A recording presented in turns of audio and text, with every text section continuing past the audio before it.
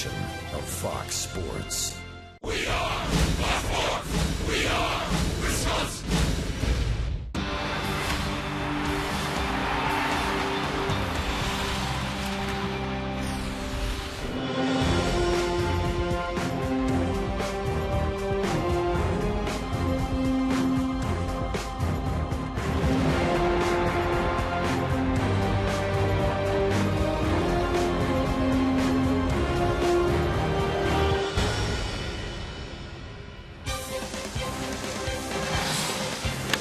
Corey Hart back in that leadoff role, at the same time letting the world know he's also a power hitter. 2 home runs on Friday as we get you set for Game 2. A beautiful Saturday afternoon for Miller Park, San Diego, and the Brew Crew ready to battle in front of a big crowd.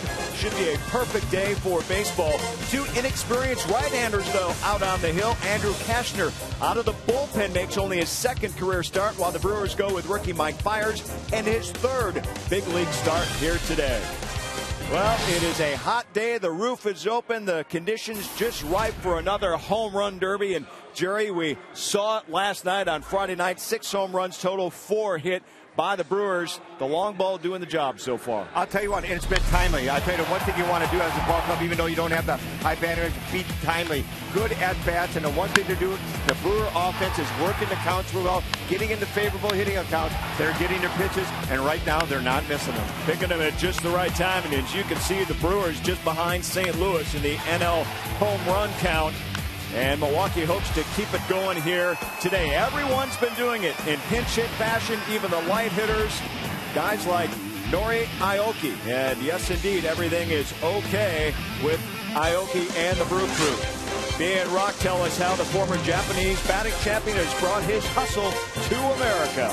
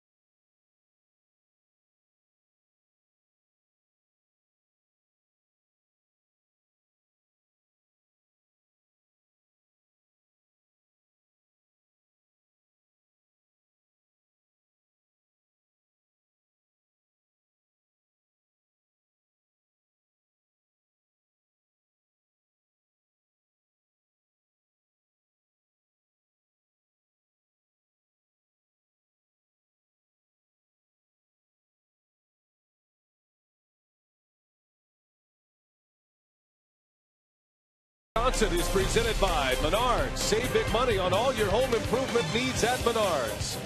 by Miller Lite, because when friends come together, it's not just a good time, it's Miller time. By Toyota, when you choose Toyota, you get a lot for less. Toyota. And by AT&T, the nation's largest 4G network. AT&T, rethink possible. Beautiful day for baseball here in Milwaukee, and the 26-year-old right-hander Mike Fiers, he'll match up against the Friars today.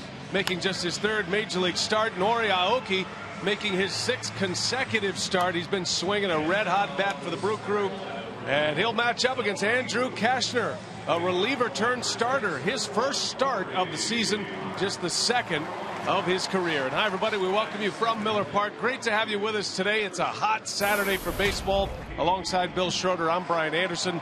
Well, the Brewers playing very well right now. They've won 8 of their last 11. They've won 3 in a row and trying to make it back-to-back wins over the Padres. Rock, top of the order has been the story, specifically Nori Aoki. Yeah, he's been a lot of fun to watch so far this year. Remember back in April, he was not getting a whole lot of playing time.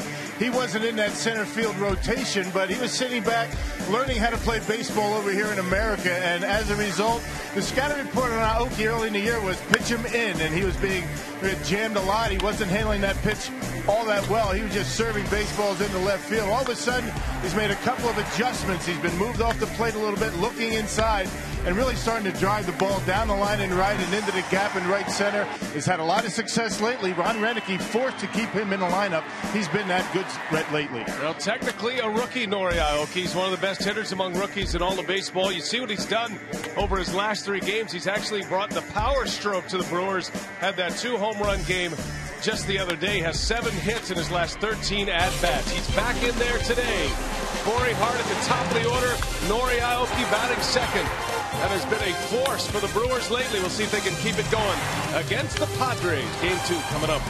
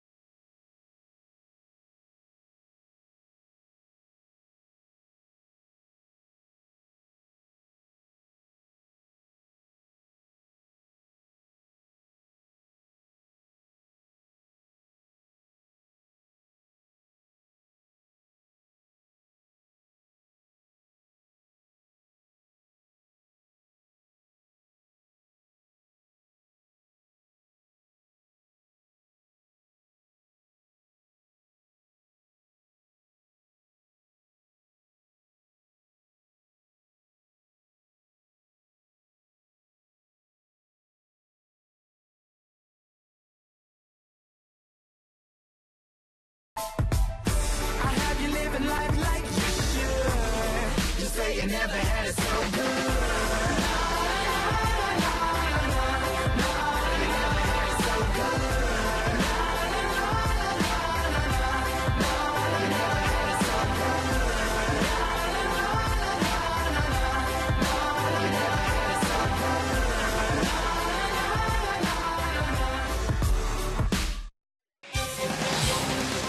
There is Mike Fiers. The Brewers hit the field on a Saturday afternoon at Miller Park. Milwaukee looking for their 4th straight win. 2 games left on the homestand. Today, tomorrow, they wrap it up and hoping for a winning stand when it's all said and done. Great to have you with us today. There's Bud Black, skipper of the San Diego Padres. In his 6th season, the Padres really struggling now. The fewest road wins of any team in all of baseball, just 5 coming into play today. They're 19 and 40. His Piggly Wiggly batting order looks like this: Will Venable, Logan Forsythe, and Mark Kotsay. In the middle, it's Chase Headley, Yonder Alonso, and Cameron Maben. And then John Baker, Everett Cabrera, and Andrew Kashner rounded out. Mike Fiers gets the call today. His 3rd big league start. His win came against the Dodgers. His loss against the Pirates, his last time out. And the first pitch is inside ball 1, and away we go on a summer Saturday here in Milwaukee, Wisconsin. And it feels like summer. It is hot in Wisconsin today. Yeah, this is good baseball weather. Everybody can get loose in weather like this. And the impressive thing about Mike Fiers in his first 2 starts in the big leagues, the way he's been throwing strikes, only 1 walk, 11 punch outs. He did give up the 2 home runs his last time out against the Pirates. Really the only blemish on his record so far in 2 starts. He's filling a big void for the Brewers. That 5th start in the starting rotation has been a tough one. The injury bug has bitten 2 pitchers who have taken that spot. Marco Estrada has a quad strain, and of course Chris Narveson, the original 5th starter, he's out for the season after a shoulder surgery.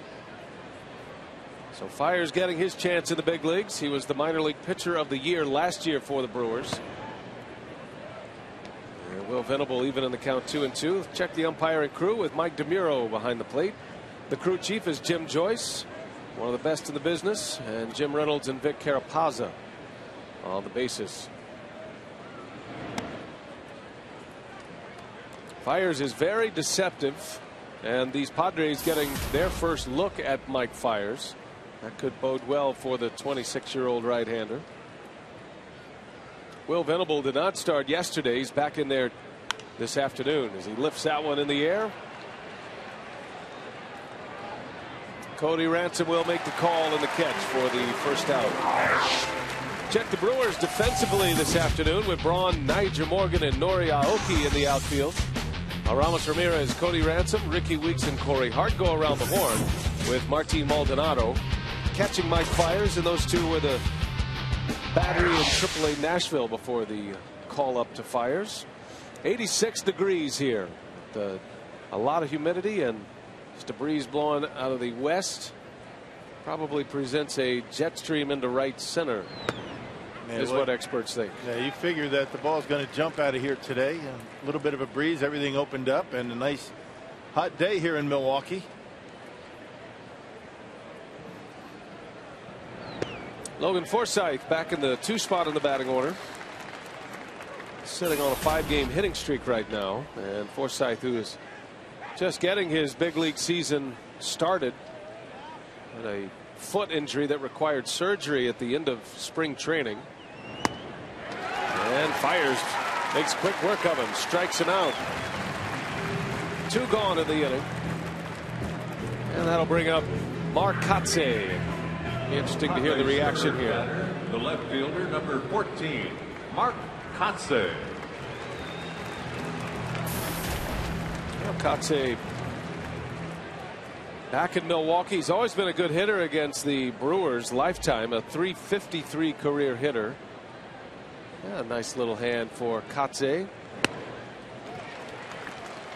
He was a big part of the Brewers' success last year. He cut his number in half from last year. He said he wants to feel younger. So he went down to 14 in the teens.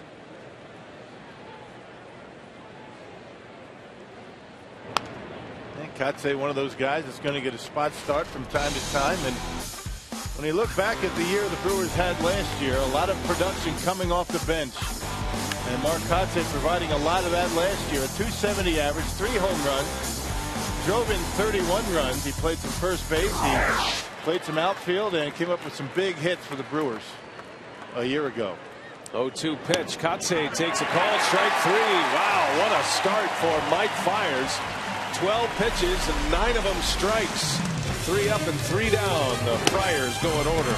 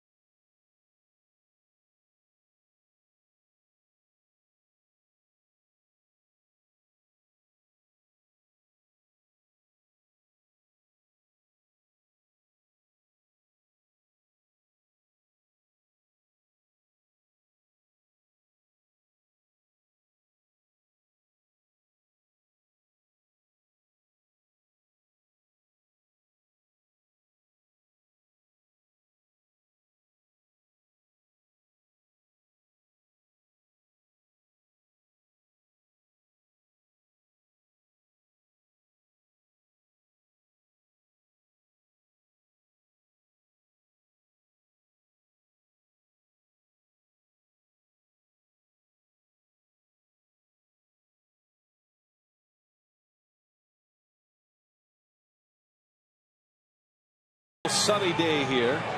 And there is Ron Renicky matching up against his former coaching mate, Bud Black, in this series. Those two are together with the Angels. And Ron Renicky's batting order today, brought to you by Piggly Wiggly. He's got Corey Hart back in the leadoff spot. 2 homers yesterday from that spot. Then Nori Aoki, Ryan Braun batting third.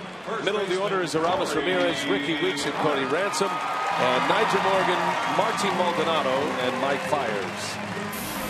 This is going to be interesting today with the Padres starting pitcher, Andrew Cashner, the former Cub, making just his 2nd career start, his first of the season, and basically they're trying to turn him from a reliever to a starter. Yeah, he made a start last year for the Cubs against the Diamondbacks. 5 1/3 last year in his only start. 1 run, 2 hits, and he's made 27 appearances, all out of the bullpen. Andrew Cashner, a pitcher that can get his fastball up into the triple digits. This guy can throw hard. Well, we'll see if he has a cruising speed as a starting pitcher. And his first fastball is 98 miles an hour. That is his cruising speed, by the way. But it's such a nice, easy, fluid delivery, and it kind of surprises you when you're up there at the plate. I'm sure he's a little amped up. Word is that the Padres are going to send Cashner back to Double-A after this start today to try to get him stretched out so he can continue as a starting pitcher. It's been a revolving door for Bud Black in that starting rotation. A lot of guys hurt. They're hoping to get 60 pitches, maybe 4 innings out of Cashner, and that's it. This is going to be a day where the Padres bullpen is going to be used quite a bit. Bud Black, former big league pitcher, and he has seen electric stuff from Cashner and feels like he could be a top of the line rotation pitcher. Oh my goodness, Corey Hart must feel like he's looking in the mirror when he watches Andrew Cashner pitch. Yeah, that's something, huh? They do look alike. Hello, me.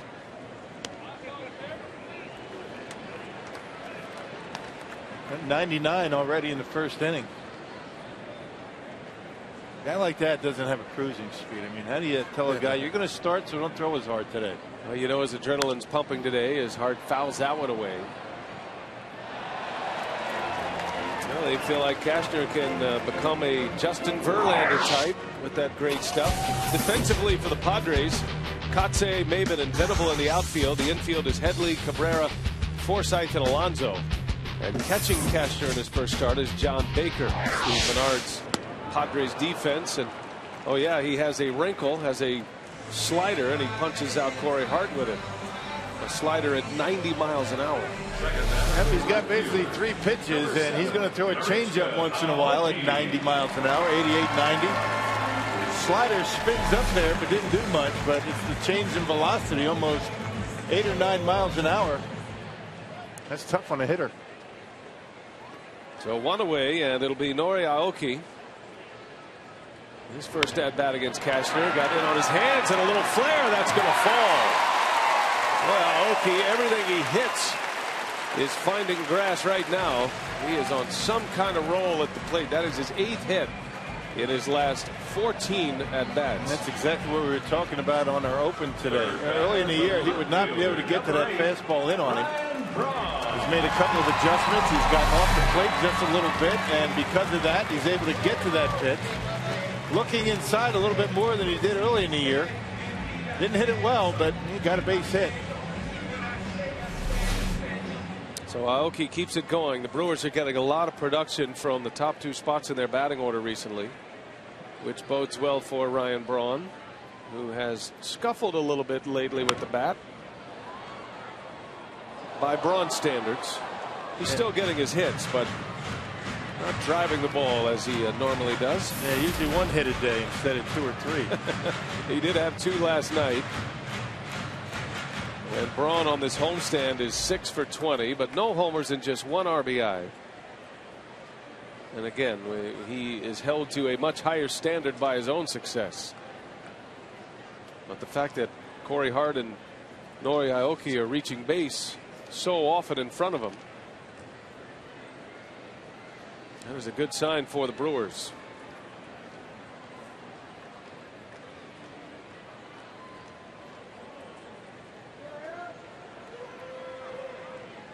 It'll be interesting to see what the Brewers' strategy is on the bases today. Cashner, big, tall right-hander. Takes a while to get rid of it. And John Baker, not a bad throwing catcher. Let's see if the Brewers are on the move today. We'll see. He'll go with the slide step once in a while, but he does make up for a slow delivery when he throws about 100 miles an hour. That'll make up for a slow delivery, but that's relatively quick. The slide step by Cashner.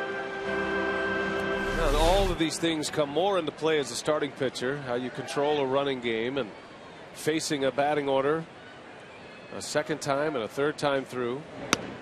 Oh, that's a pretty wicked pitch right there at 100 miles an hour to strike out Ryan Braun. Yikes. Yep, right on the outside corner. Not much you can do about that one. 16, third baseman. There it is, outer half, and Bronny swings right through it.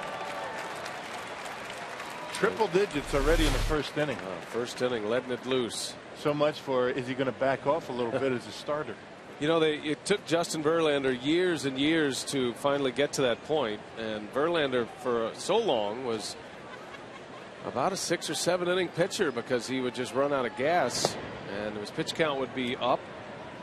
But he made the transition 2 years ago, did Verlander, and I think every pitcher has to learn that on his own, I guess. There are very few that even throw this fast. But Verlander now goes about his business in a much different way. He sits in the low 90s unless he's in trouble, and then he can get it up into the 98 to 100 mile per hour range as well. Aoki takes off, and Baker's throw is not in time. A stolen base. Rocky wondered about the running game, and Aoki takes advantage quickly with a stolen base. Well, he's becoming a pretty good all-around player, Aoki, for Ron Renicky. Not a very good jump either. He had a good lead, not a very good jump, but able to outrun the throw to second base. And now he's in scoring position with 2 outs. 4 steals for Aoki this year. He's been caught just once. As Ramirez whiffs at a fastball at 101. Yeah, they have a chart in the Padres media guide. The highest average fastball velocity in the National League. Andrew Cashner at 98.7, his average fastball velocity. That's quicker than Aroldis Chapman.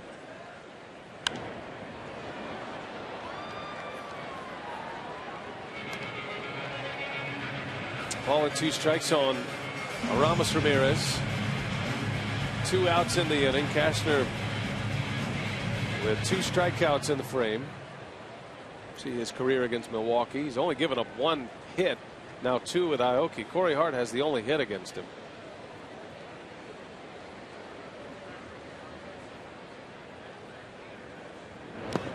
In the dirt, good block from Baker. Keeps Aoki at second base. In today's game, Jerry Narron will be coaching third base.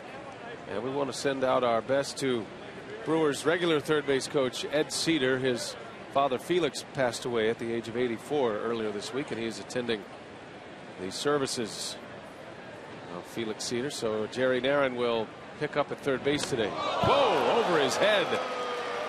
And Aoki will go visit with Jerry Narron at third base. Well, you feel bad for Ed Cedar. His father, 84 years old. Big Brewers and Packers fan, he said, living in Waukegan, Illinois. Hope that things go well for Eddie, and you hope that the Brewers are able to pick up a win for him today.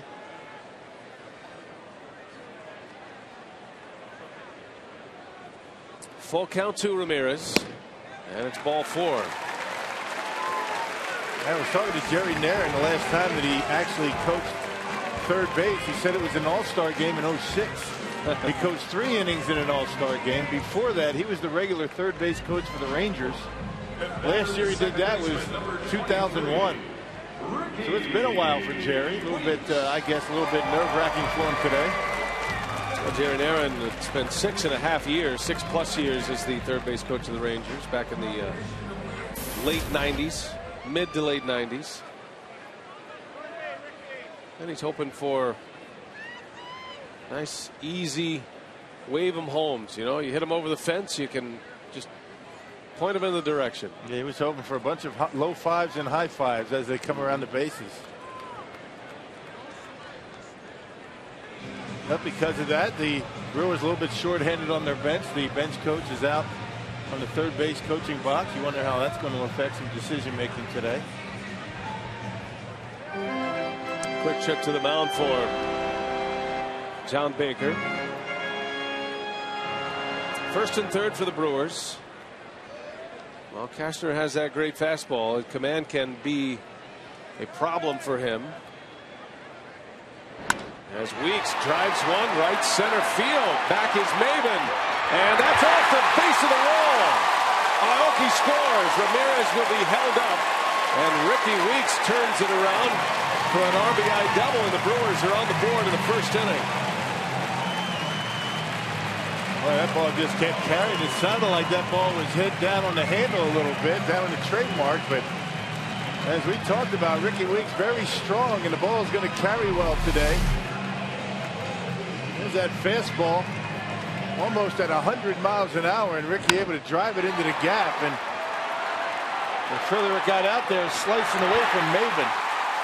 And the only reason Ramirez couldn't score is because of that quad pull. So Darren Balsley, the Padres pitching coach, making a first inning visit. Cashner is going to be on a very limited pitch count today. They would be ecstatic, the Padre coaching staff, if he could get through 4 innings. That was the chatter before the game. Didn't want to commit to a pitch count. You see Weeks driving one into the gap. Well, look at that. Just perfect position on that swing by Ricky. A nice bend in the back leg and the head down, and a little bit down on the trademark right here, but at 99 miles an hour, that's centering it up pretty well. Now Cody Ransom, second and third with 2 away. A run is in. And Rock mentioned the quad injury of Aramis Ramirez. He just returned to the starting lineup yesterday and was unable to score on that drive into right center field. Ron Renicky has ordered Ramirez to take it easy around the bases. Doesn't want to have him go on the disabled list. Kind of reminded you of that Matt Kemp situation when the Brewers were in L.A. He was on first base, scored on a double with 2 outs, and he had to go back on the disabled list because of it.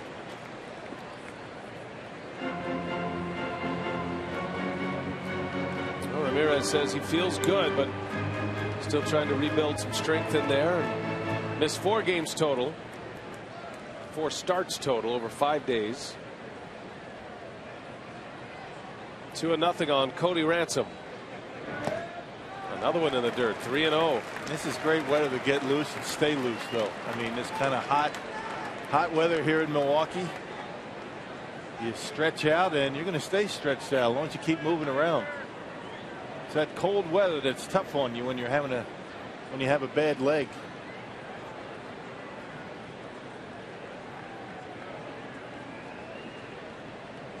Three balls and no strikes, and that one's in there for strike 1.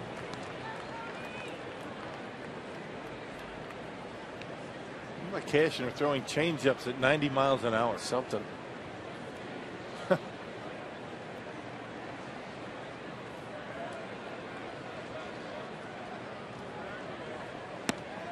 Yeah, Ransom chased one, but not a lot of time to make up your mind.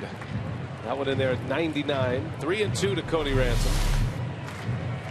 And no way you can get a bat on that at 99 miles an hour up around the letters.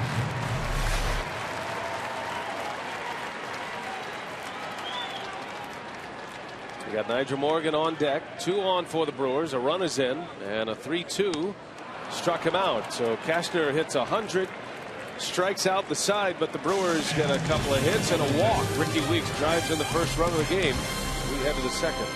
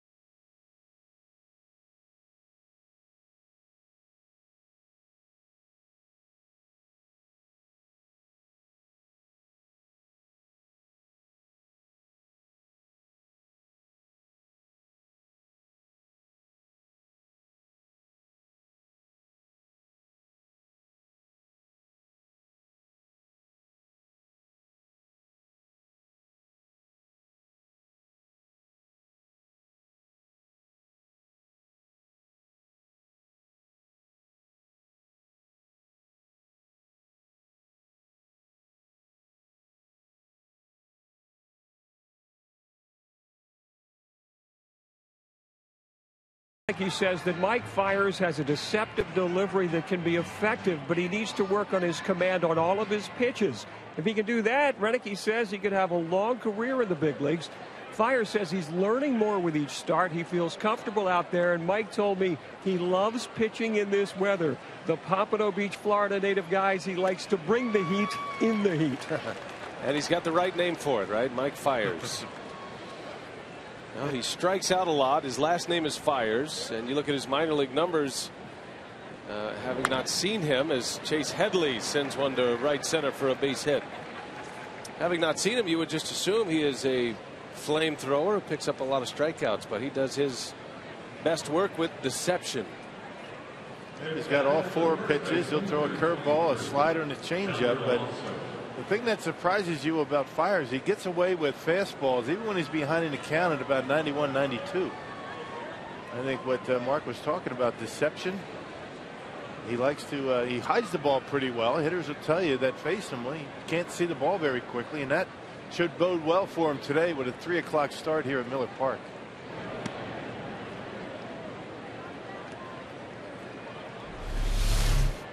Watch how long it takes for you to pick up that ball out of his hand, and because of that, the hitters are fooled by the velocity. Fiers uses a high fastball to complement his curveball, and gets away with it quite often. Gets a lot of strikeouts on a high fastball. Yonder Alonso in the air to left field. Braun coming in, fighting the sun a little bit. He makes a catch. That's a tough sun field today. And a 3 o'clock start left field as it sets beyond the first base grandstand through the panels. Braun will be dealing with that setting sun as this ball game continues. There's a perfect example of what we were talking about. You see Ryan Braun haul that one in, a good run toward the line, and hauls it in fair territory. But a 1-0 count on a good fastball hitter Alonso, and he was behind it. An easy pop out the left.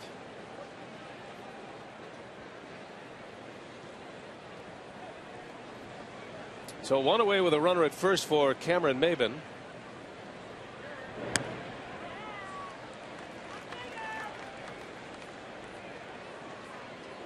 Maybin homered here last night. He was 1 for 3. Overall, it's been a down season for Maybin, hitting just .220. Has 3 homers and 20 runs batted in. And Maybin hit a rope in the right center late in the ball game last night. Good opposite field power. Big, tall, right-handed hitter. I think for Bud Black, Maybin is similar to the Ricky Weeks situation with the Brewers. Bouncing ball to short. Got to hurry to turn it. Weeks gets his man. Ransom to Weeks to Corey Hart. And the Brewers turn up a double play on a very fast runner. And the side is retired. Mike Fiers, 2 scoreless.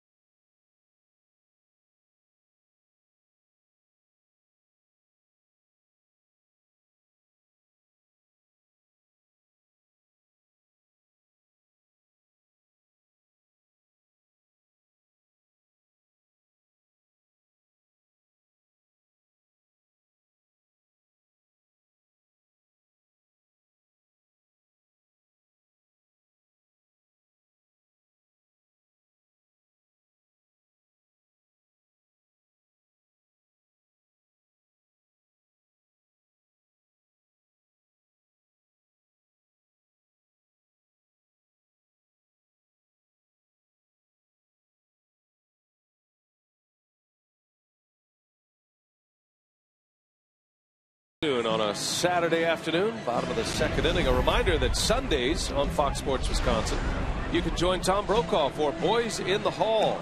This week it's Juan Marichal. Boys in the Hall Sundays presented by Subway Restaurants, where winners eat. After most Sunday Brewer home games, kids ages 16 and under can run the bases at Miller Park. Compliments of great clips. It's going to be great. Great clips. So 1-0 Brewers as we move to the bottom of the second inning. Nigel Morgan ready to lead off. Morgan hitting 7th here this afternoon. And Morgan and Aoki both in the starting lineup together. The two left-handed hitting outfielders against the hard-throwing Andrew Cashner. Cashner struck out 3 in the first, but gave up 2 hits, including an RBI double off the bat of Ricky Weeks.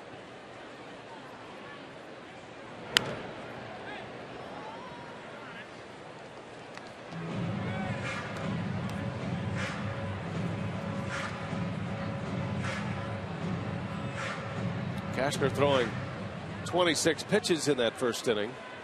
We'll be keeping a close eye on the pitch count today. Cashner making his first start of the season, being converted from a reliever to a starter beginning today.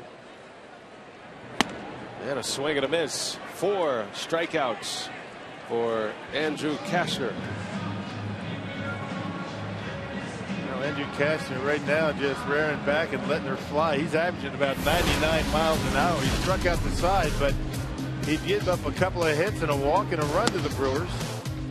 That Corey Hart on an off-speed pitch at 90 miles an hour, and then just tried to climb the ladder on Cody Ransom. Important for the Brewers while Cashner's in the ball game to try, if you can, to get that ball down in the strike zone. Up there around the belt, good luck to you. You're not going to be able to get a bat on that pitch. Not at that velocity. Martin Maldonado with 1 away. The Brewer catcher who hit a big homer yesterday. The key hit in the game yesterday was a 3-run home run that gave the Brewers the lead for good. A couple of homers, 6 RBIs for Maldonado. He's hitting .214. 6 hits in 28 big league at bats this season. It's been a season of first for Maldonado at his first big league hit in Los Angeles. First big league home run was earlier on this homestand, and that was number 2 of his career last night.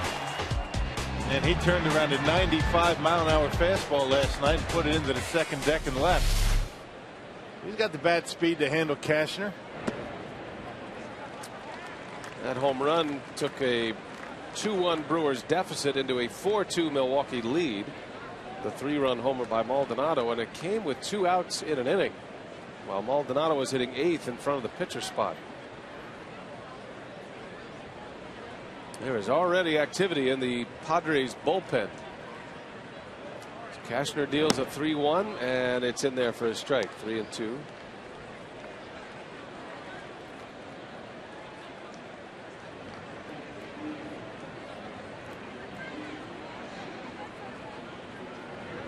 Ross Ollendorf, the former Pirate, getting loose. And that misses away. So Maldonado takes ball 4. The second walk issued by Cashner, and a man on for the pitcher Mike Fiers. Maldonado appears to be the kind of a hitter that isn't really much bothered by big velocity. We saw it last night. He drew a couple of walks as well, and able to lay off a couple of tough pitches off of Cashner.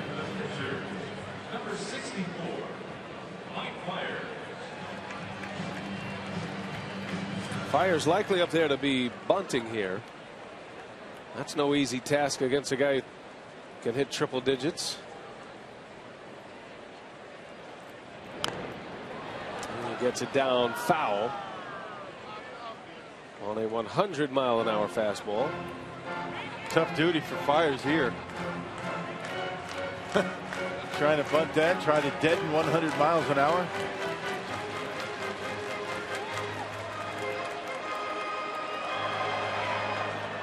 You could just tell Fiers gets the sign from Jerry Narron, and as if to say, oh, okay, if you say so. I'll do my best. Squares and look out. My goodness. That ball hit the bat, and it's 0-2 on Fires.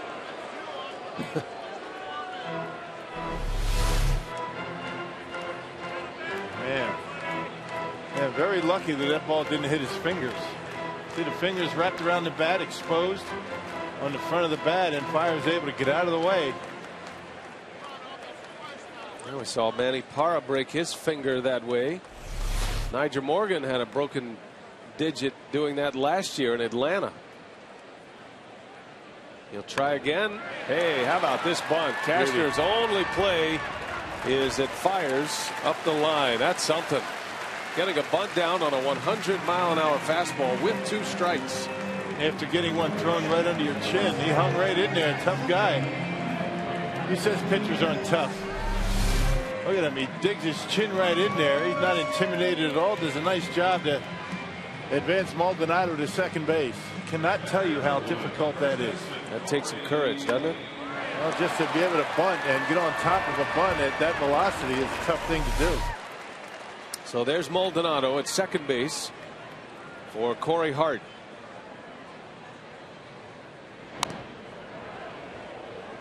Didn't mean to. Strike 1 to Hart. Well, what a day yesterday for Corey. A 2-homer game. He was 3 for 4 overall. Had 2 solo home runs. And comes in with 13 home runs, just 1 off the club high.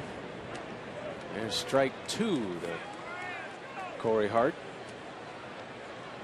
Check this out, Rock. The foul ball by Hart a moment ago. Look where it ends up. Right by Mike Fires. He's going to be heading to the clubhouse for safety shortly. Just keeping him loose. Wear some catching gear in there. Good stuff by our great camera crew. Skips away. Maldonado to third, and he'll make it. Maldonado not blessed with great speed, but he's got a great feel for the game and able to take advantage of that pitch in the dirt. Now just watch the secondary lead. If you can see it, Maldonado taking some crow hops, and he gets it. He knows how tough it is to block breaking pitches when a guy's throwing that hard. As soon as that ball squirts away, he takes off. That's significant with Cashner because he is prone to the wild pitch. He's already had 1. Another one here. Maldonado might have a chance to score.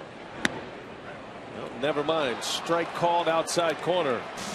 Cashner has 5 strikeouts to the first 6 outs he's recorded.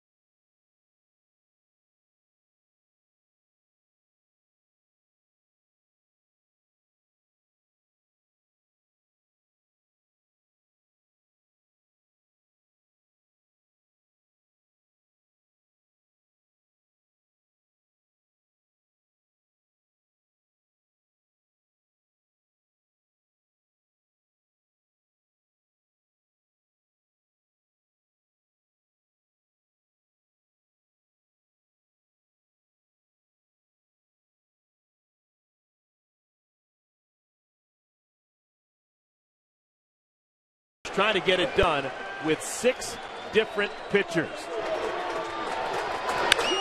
On the ground, second baseman Ackley. That'll do it. The Mariners have no-hit the Dodgers.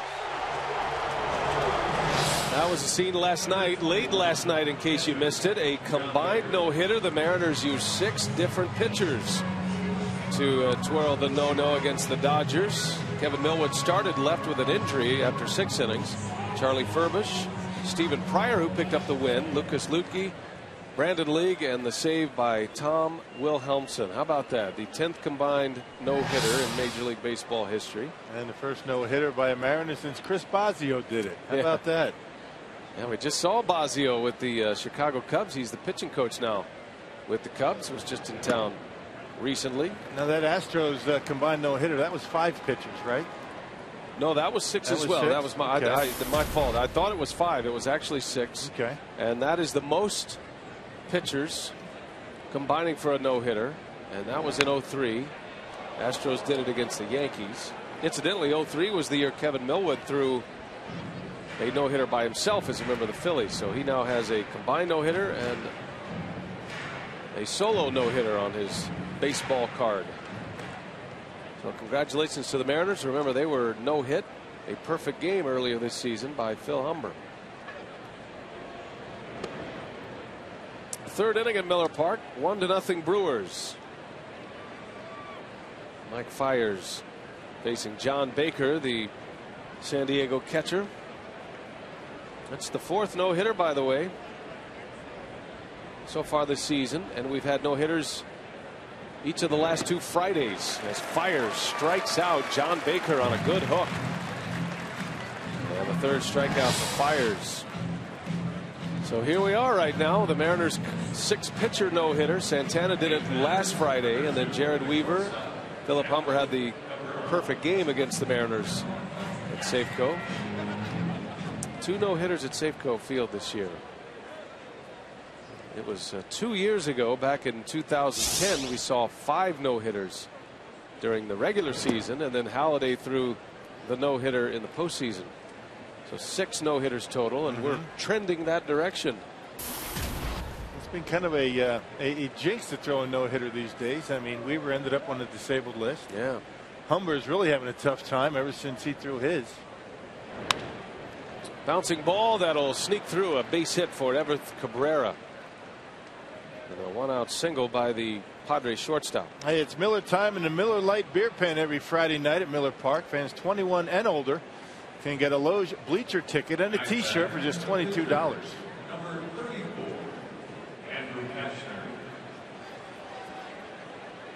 Yeah, good point about the no-hitter situation. Santana, they gave him a little extra time. Gave him 1 extra day, actually 2 extra days. He pitched last night, and he gave it up pretty good against the Yankees yesterday. There were 3 consecutive home runs in that game. Yeah, he threw a lot of pitches in that no-hitter. Of course, how do you take a guy out, right? Right. Doesn't matter how many pitches he's got. Let him finish. Millwood was so disappointed. You could understand. He had a no-hitter through 6. He tried to come back out for the 7th. Just he couldn't even make a pitch. Couldn't make a motion to the plate. And had to exit.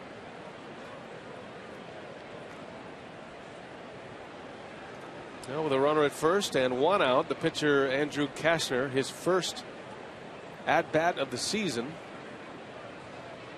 He'll try to get a bunt down. And there's a strike. 0-2 on Kastner.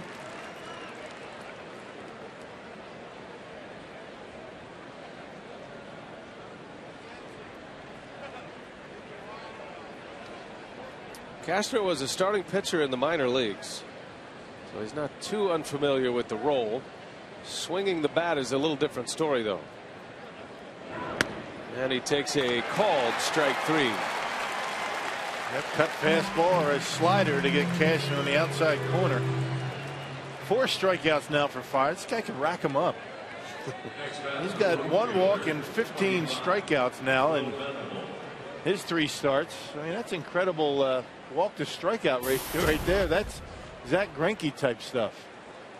Now, twice in AAA this year, had 7 strikeout games.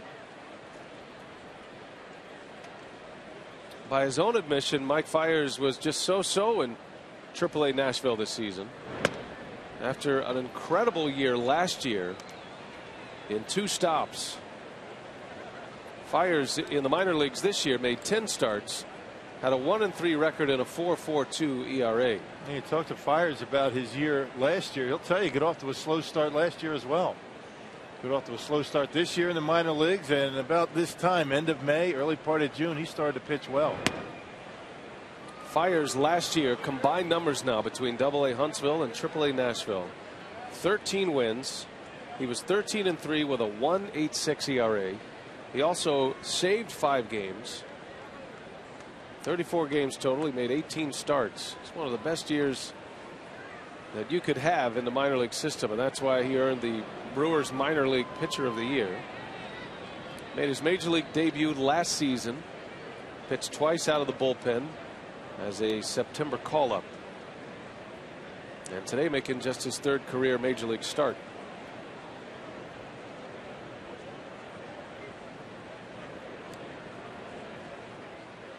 Runner goes. Cabrera. Maldonado throws it late. Cabrera got a good jump. Maldonado's throw is a little bit up the line, and Cabrera steals second base. Yeah, that's what happens sometimes when a guy gets a good jump. The catcher tries to be a little bit too quick and doesn't square himself up. A very good jump, a decent lead, and Cabrera with great speed able to beat it. See, the arm of Maldonado drops a little bit. That's why that ball sailed a little bit to second. Cabrera 5 for 5 in stolen base attempts. He's in scoring position now. And there's a strike to Venable. 3-1.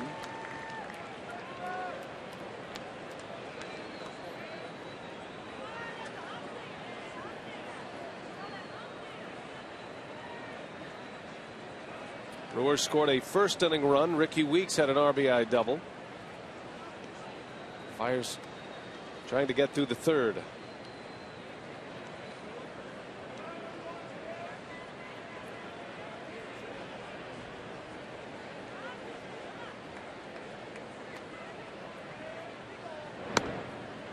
That one missed, and Venable is aboard with a walk. First walk issued by Mike Fiers.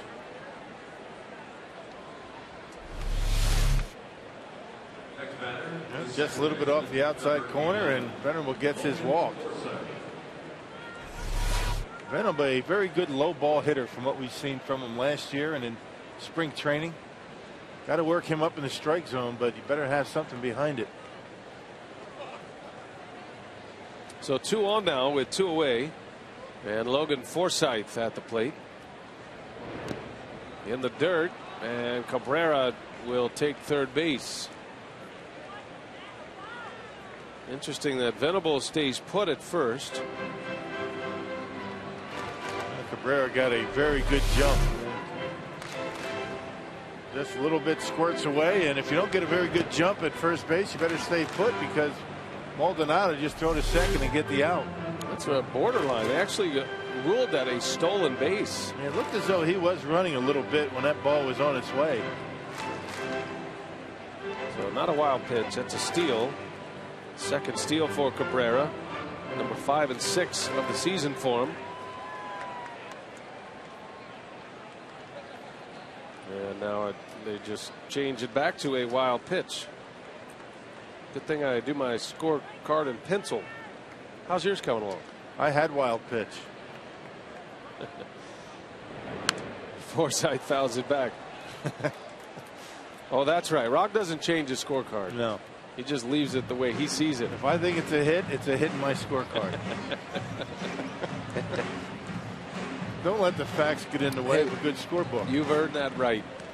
You've earned it.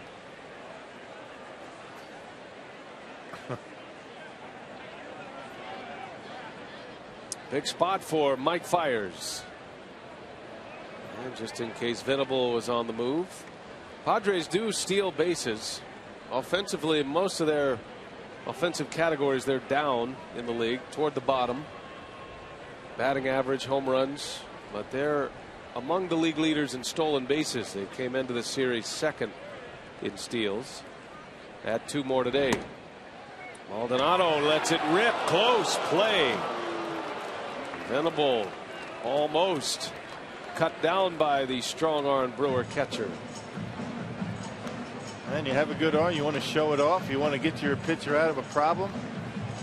Right-handed hitter up there and a pitch away. I mean, that's perfect. Situation to throw a pick off.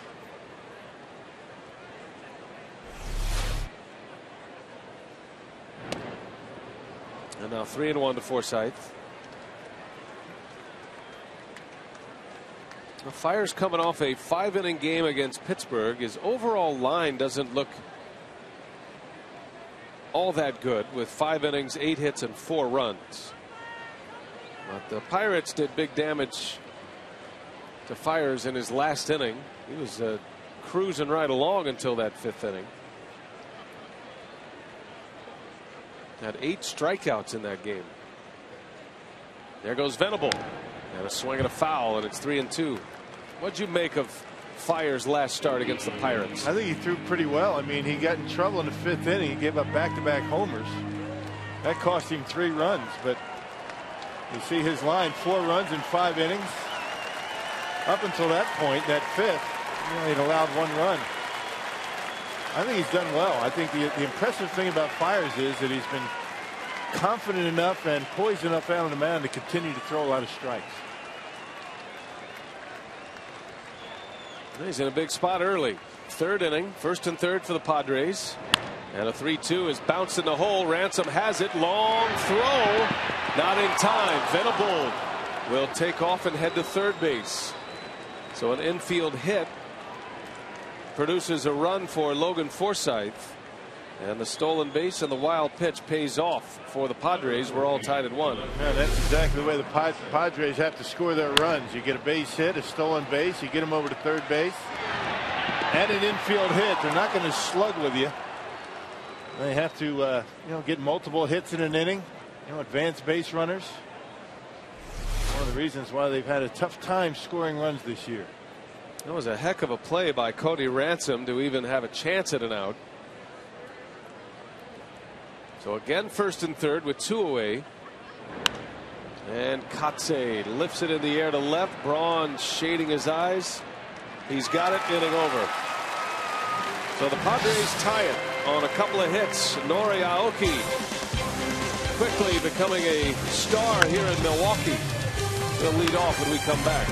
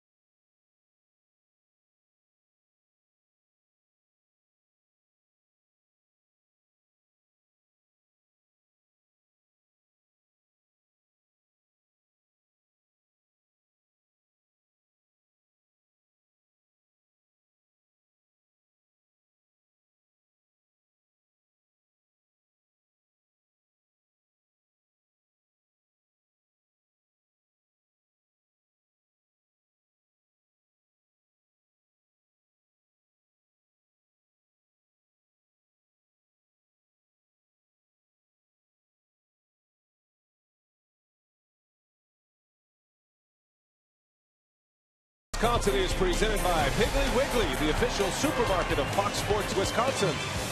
By Ho-Chunk Gaming Wisconsin, your ticket to more. And by Marshfield Clinic. Don't just live, shine. All tied at 1. We head to the bottom of the 3rd inning from Miller Park.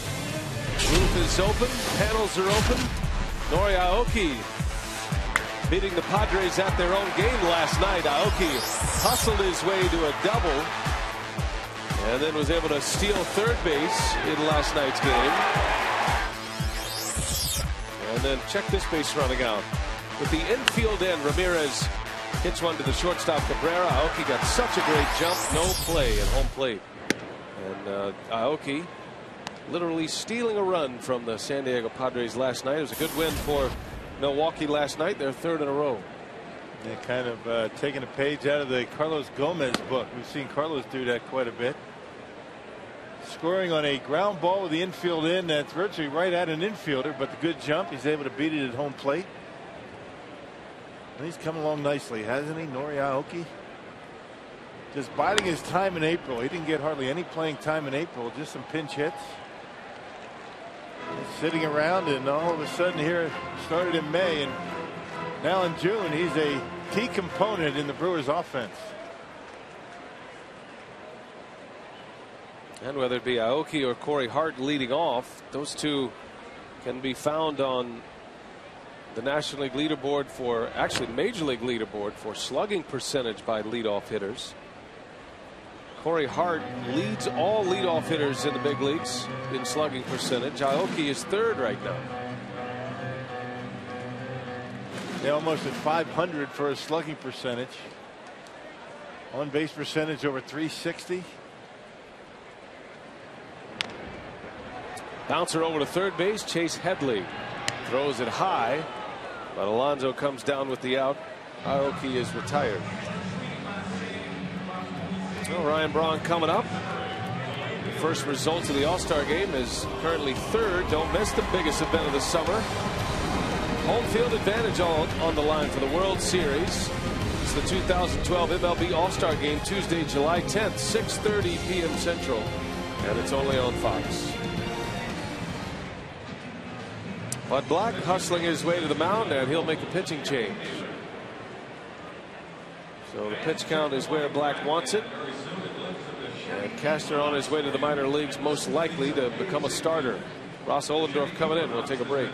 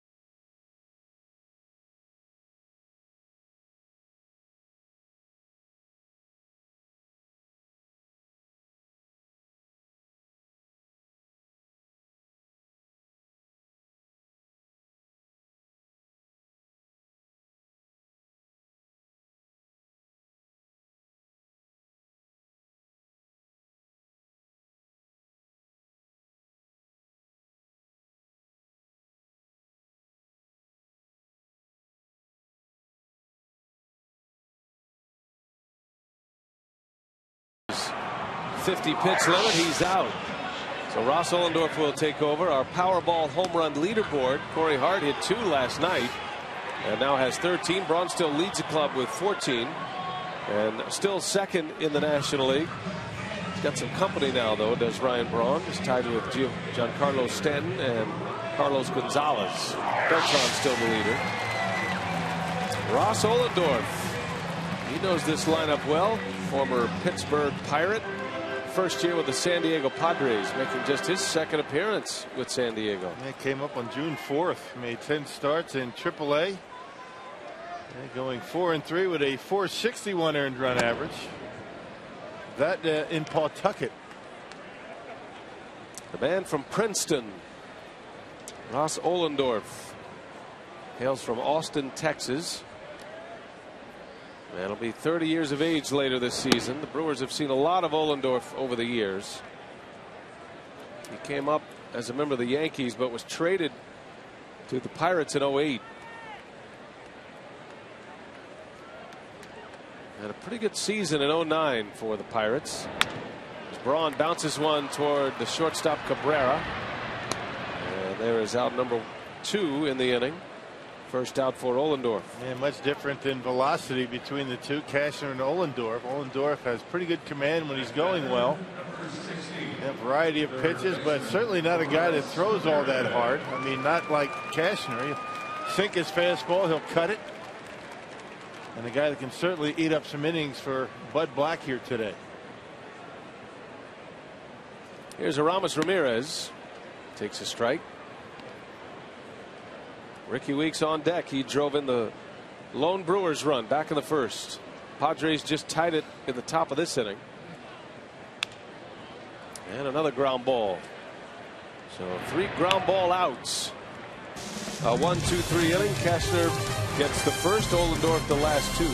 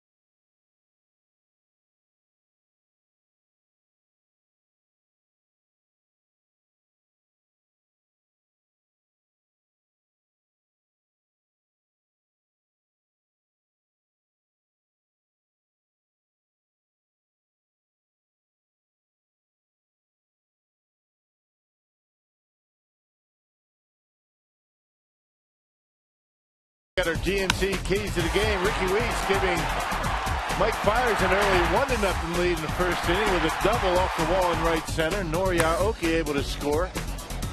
And Forsythe with the infield base hit, scoring Everett Cabrera, who reached on a single, stole second, and got the third on the wild pitch. 1-1 here at Miller Park. Yeah, Mike Fiers continues. Padres starter Andrew Cashner is out after 2 1/3. Ross Ohlendorf in the game for San Diego as Fiers deals Headley strike 1. Headley had the first Padre hit. He singled to right in the second inning. Fiers wiped out that base runner with a double play to end the second. And Headley goes the other way, a base hit. So he starts the second, or the fourth rather, just as he started the second. AT&T trivia today. In franchise history, which 4 Brewers had their first 2 MLB home runs as pinch hits? That's a good one. I think we just had the 4th recently, if I'm not mistaken. Right.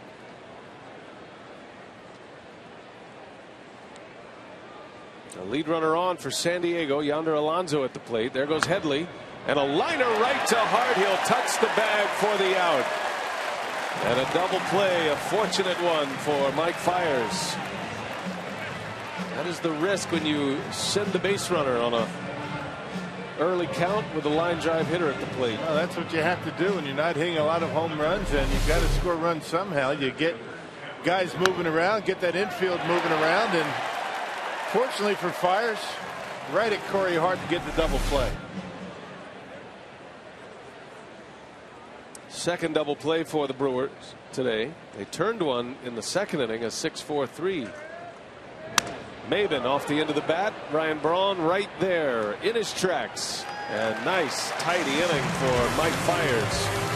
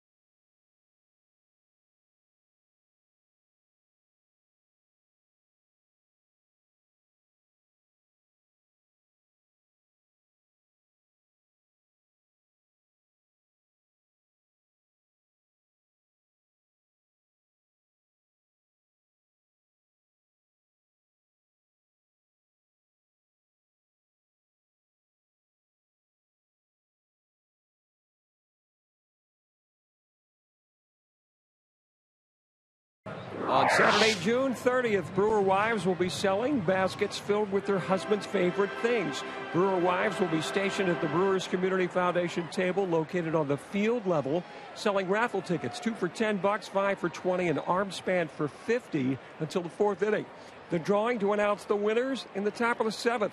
Proceeds going to the Brewers Community Foundation in support of the Wheaton Franciscan St. Joseph Women's Outpatient Center. Interesting items in those baskets, guys. Yeah, that's always a good one. A big hit as Weeks flies out to right on the first pitch and 1 away here in the 4th inning.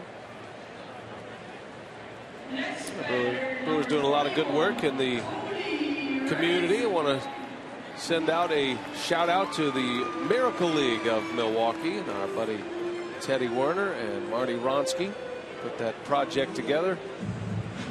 And we were out there earlier today. They had their opening day today at the Miracle League at the YMCA on Brown Deer Road. We'll have a feature on that tomorrow. You'll get to see some of the sights, hear some of the sounds. It was a great time. And it's a baseball league in a field that accommodates special needs children. Ron. Great. Man, awesome. It is some kind of heartwarming to see those kids get after it on that field.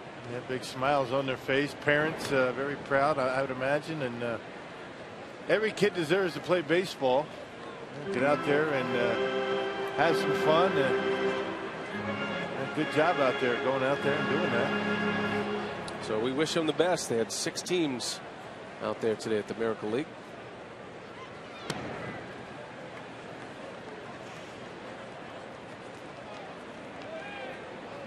Cody Ransom ahead in the count 3-0.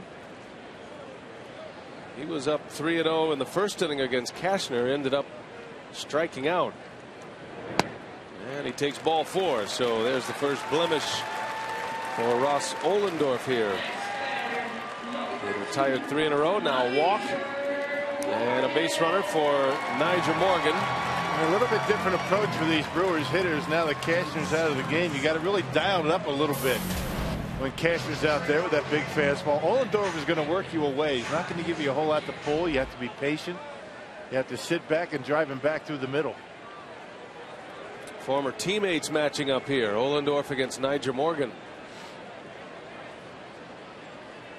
Teammates in Pittsburgh. As a matter of fact, when Morgan was a Pirate with Ohlendorf a couple of years, but his best year on the mound was with Nigel Morgan playing center field a good portion of that time. Ohlendorf was 11-10 in 2009 and a 3.92 ERA. His best year to date in the big leagues. Interesting thing about Ohlendorf's career, Rock. You'd say, okay, here's a guy who bounced an 11-10 season. The next year, he finished with a 4.07 ERA. Your thought would be, that's not bad. 500, maybe, a little over. He was 1-11 for the Pirates that year. Hang with him, right? Morgan drops down a beautiful bunt. Nobody's at first. Nigel Morgan pops the parachute and reaches on a bunt single. Beauty. That's exactly what you want to do. You want to make the first baseman vacate the bag. Pitcher goes after it. Nobody at first base. Now, if that was Jim Gantner out there at second base, saw him do this quite a bit, he would be the guy over at first base. He'd realize what's going on here, and he'd bust it over to second. But nobody there. Forsythe not able to get there in time, and Nigel Morgan with a base hit. That's a beauty. So it started as a sacrifice intention play, ends up as a bunt single for Morgan, and now 2 on with 1 away for Martin Maldonado. Maldonado in a similar spot yesterday as this. He hit a 3-run homer hitting in front of the pitcher yesterday.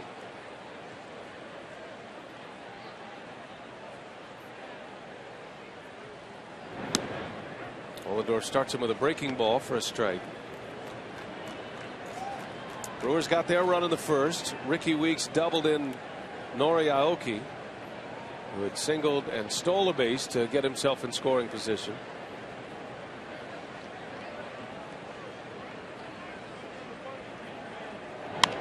Maldonado back up the middle, of base hit.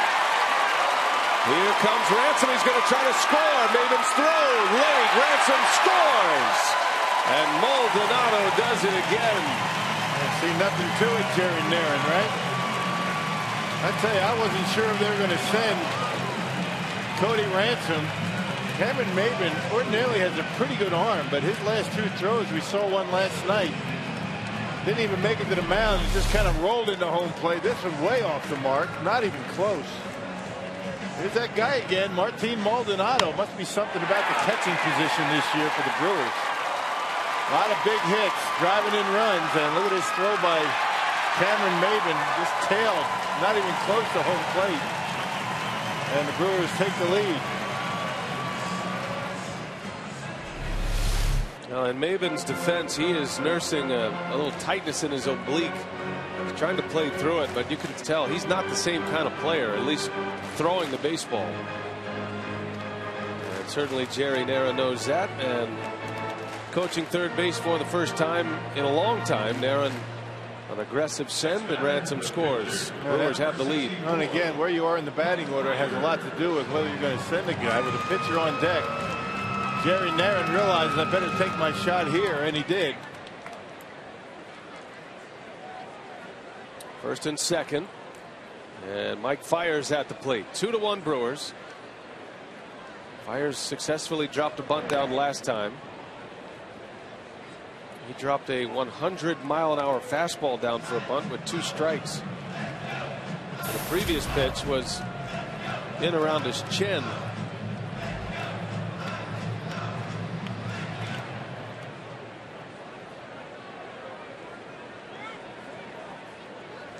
Got Morgan, very, very good speed at second base. Maldonado below average speed at first, and Fiers bunts it foul.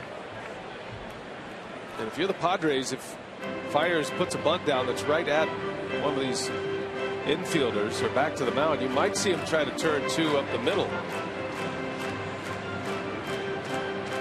Yeah, with the corners crashing like they are, it's going to be tough for Fiers to deaden the ball enough to advance the base runners. Kotze and Headley right on top of him as that ball gets into the hitting zone. Fiers is still looking for his first major league hit. Idea is here, you bunt it toward third, you make Headley leave the bag, and you might be able to get Morgan into third base. You bunt it toward first, it's going to be tough.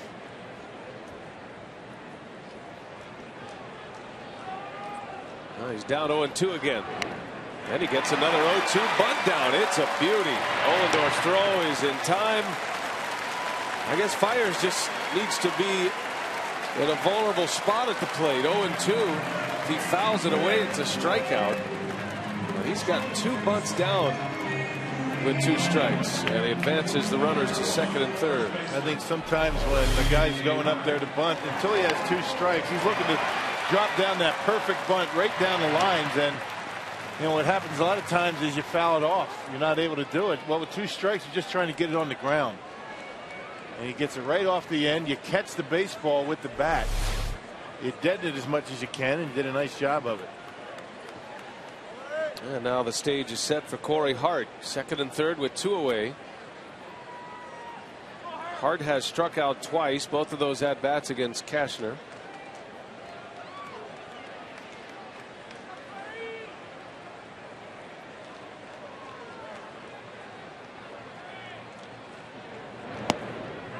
Takes a fastball strike.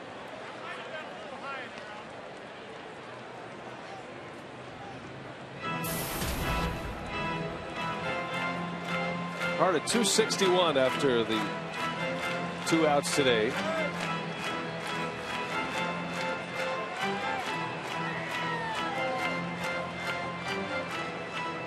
Yeah, good opportunity for the Brewer leadoff hitter to play run producer.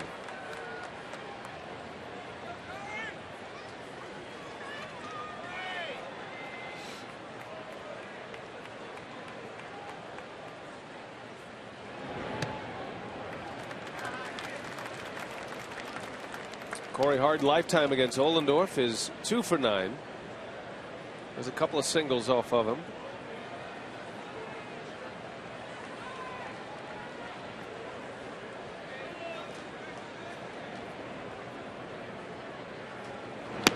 Ooh, had a big cut. Swing and a miss by Corey Hart. 1-2 the count.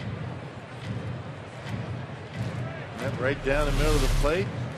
And Corey with a nice swing just came up empty. Got it by him. Outfield is deep against Corey Hart. Maldonado at second. Nigel Morgan at third. He's ready to run on a pitch in the dirt.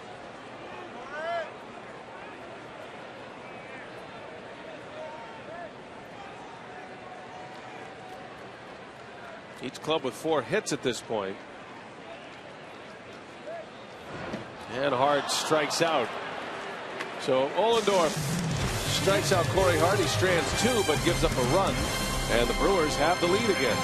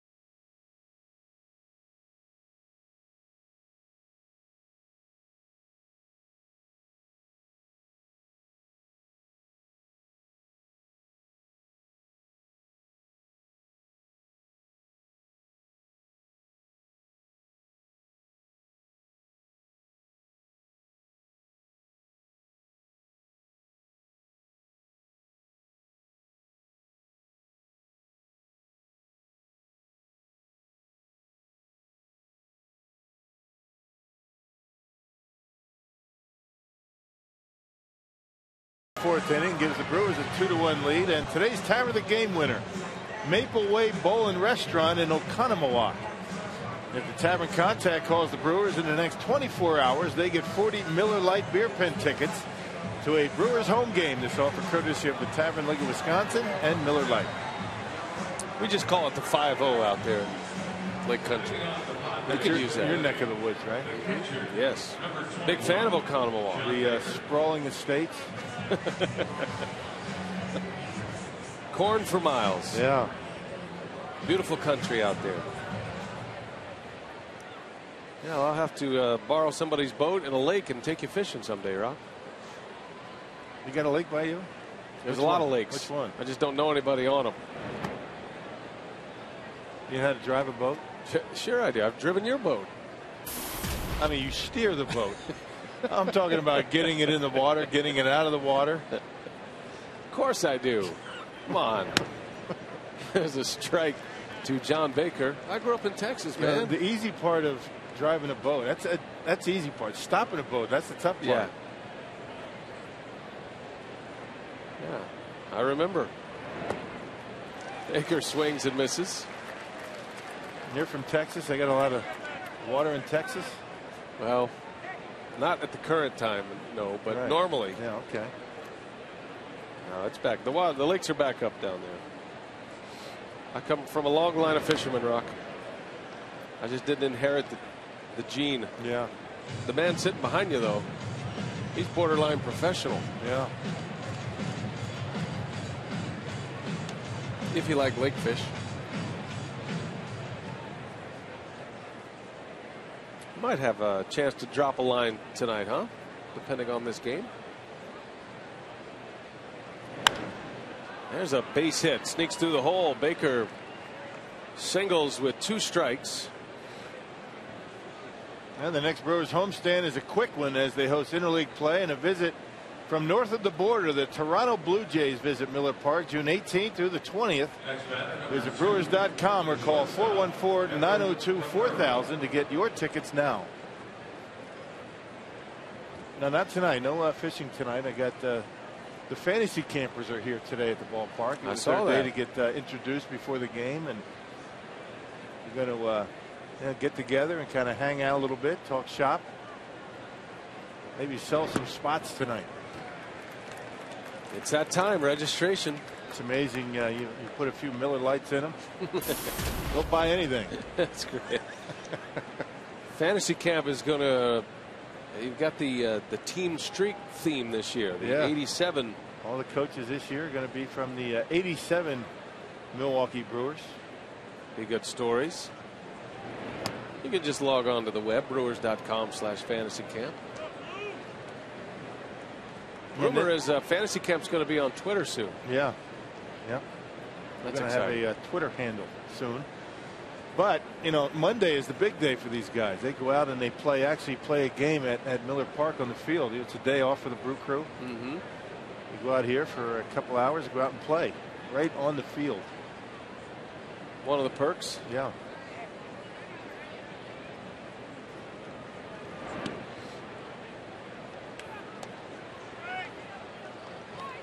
That's always great fun, fantasy camp. I've been twice. My arm still hurts, but I've been twice. Permanent damage. That's all part of the storytelling, though.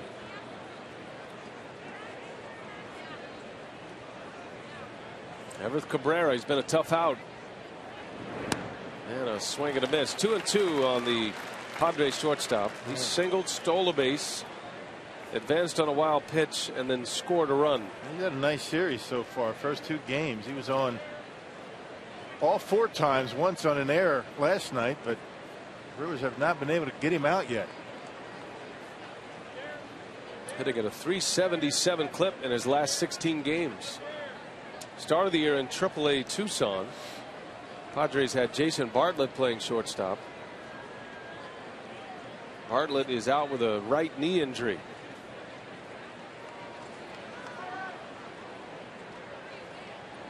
Two and two. Just got a piece. A lot of baseball going on today around the major leagues. This is the only National League game. National League with 16 teams, the American League with 14 teams. That'll change next year. as the Astros go from the NL to the AL. So at this part of the schedule, there's always one National League matchup, and this weekend it's the Brewers and the Padres. Everything else is interleague play.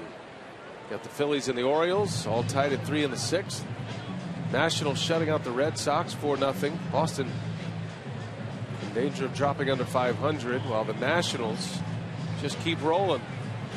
That Bryce Harper can hit, can he? Oh, he had a great night last night. Nationals are right back at it today. 19 years old.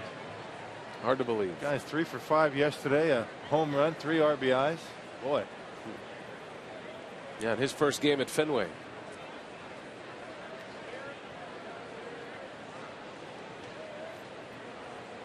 Three and 2. Liner into left. And Braun's got it for the out. So Cabrera retired, retreating is Baker. And now the pitcher, Ohlendorf, will hit. See the White Sox in a 2005 World Series rematch, defeating the Houston Astros now in the 5th inning. White Sox have just scored 5 runs in the 5th inning. They're still batting against Houston. Mariners no-hit the Dodgers last night, a 6-pitcher combined no-hitter. And they're underway a little bit later tonight, Dodgers Mariners, as are the Mets and Yankees. Astros are playing some pretty good baseball for a while, and a bit of a slide right now. They've lost 7 of 10.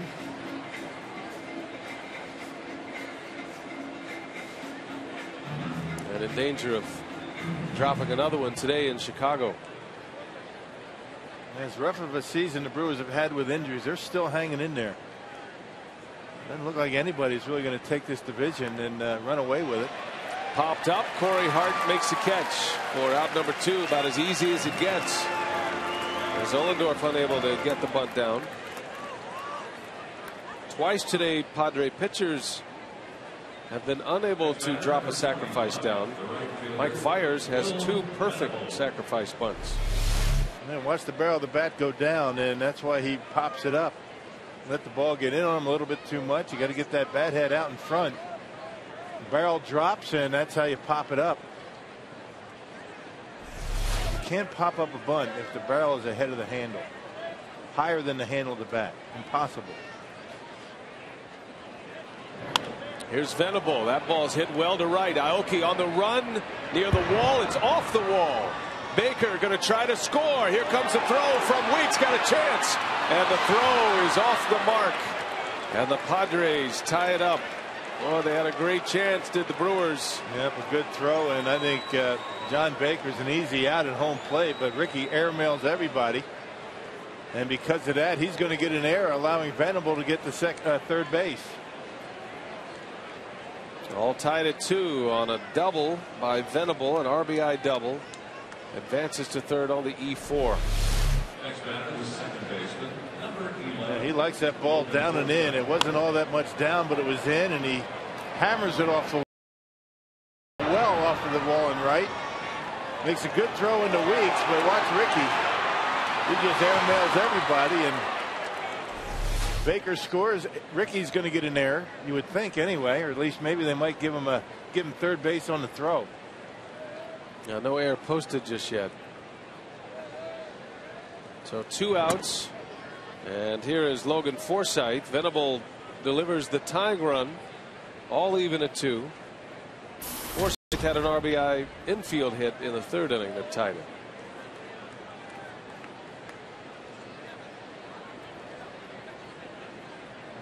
I think the ruling that came down is that Will Venable was on his way to third base as Ricky was throwing that ball home, which does not make it an error.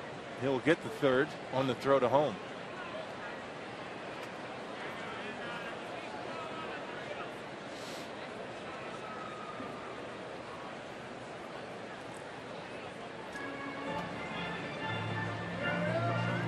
Well, twice the Brewers have had the lead. Twice the Padres have tied it. And both have come with 2-out RBI hits.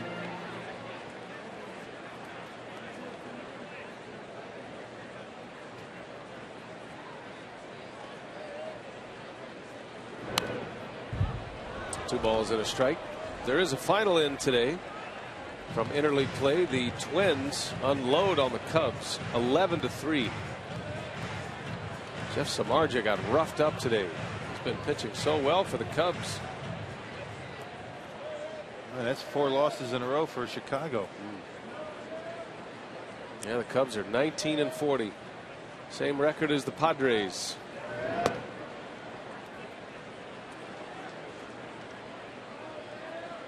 Got a bunch of West Coast games tonight. The Athletics are in Phoenix to take on the Diamondbacks. Tampa Bay and Miami a little later tonight. Pirates host the Royals. Royals will be the next Brewers opponent.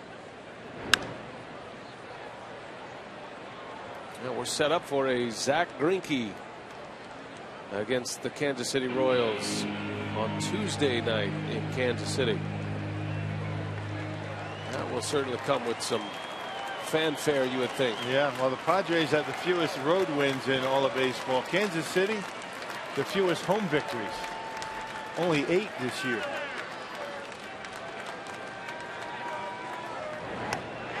Strike called. Fires, rings up Forsythe to end the inning and strand the go-ahead run at third base. Well, the Padres tie it, but Mike Fiers picks up another K, his 5th.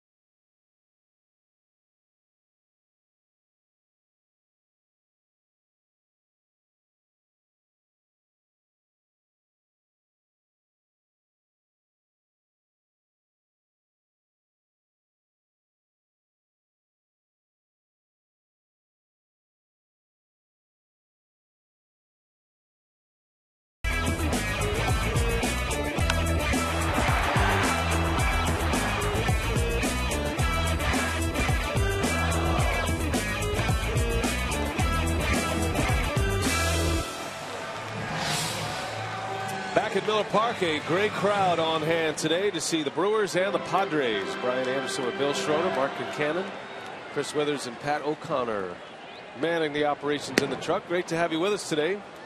Hooked up with a good one so far. It's all tied at 2. Padres have actually out-hit the Brewers 6-4 as we go to the bottom of the 5th, and Nori Aoki leading off against Ross Ohlendorf. Game was started by Andrew Kashner, a reliever turned starter. Was on a very limited pitch count. He went 47 pitches, 2 1/3 innings. A bunt. Aoki. It's fielded by Ohlendorf. The throw is in time for the out. And 1 away in the 5th.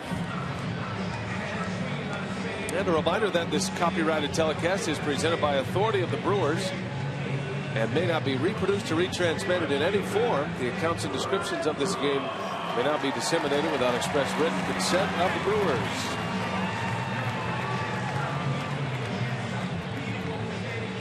Ryan Braun will hit with 1 away. Braun is 0 for 2. He struck out in the first. He grounded out in the third. Braun was Ohlendorf's first batter faced. So now you're starting to move into the second time around against Ohlendorf for Milwaukee. He's got a good breaking ball today, does Ohlendorf, keeping it down in the zone. You remember him with the Pirates when he was making starts. His problem was when he could not get that curveball over for a strike. He would try to get a first pitch strike with it, fall behind, and then have to come in with a fastball. That hasn't been the case today. Got good command of it.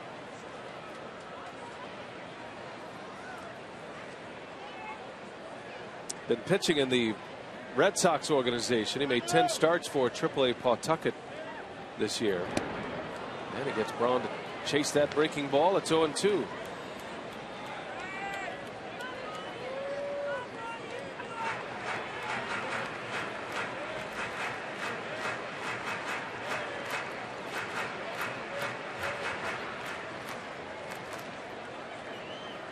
Ohlendorf making just his second appearance as a Padre. Good way to endear yourself to a new team. Trying to give Bud Black some extended innings here. Remember, he came in the third inning.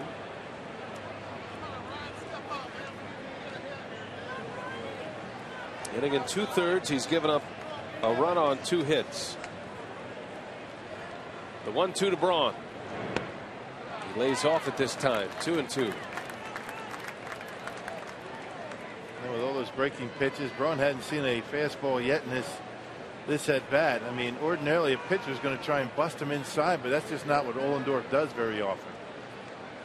He will work away just about every pitch.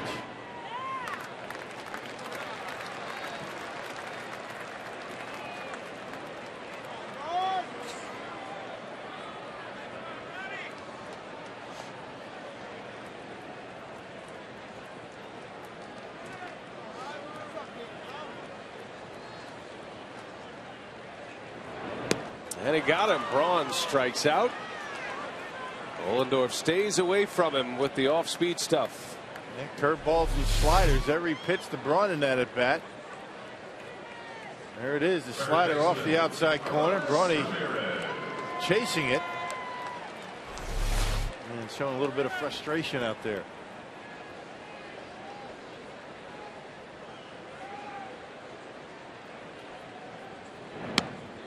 Ramos Ramirez takes a ball. Ramirez back in the starting lineup for the second day. And a big cut.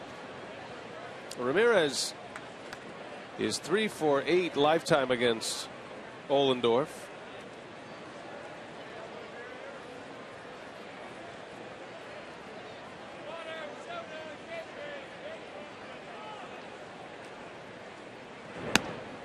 He spins one in for a strike. 1-2 on Ramos. Ohlendorf started his career with the Yankees. He was part of that big trade that involved Xavier Nady, sending Nady to the Yankees from the Pirates. Ohlendorf ended up in Pittsburgh.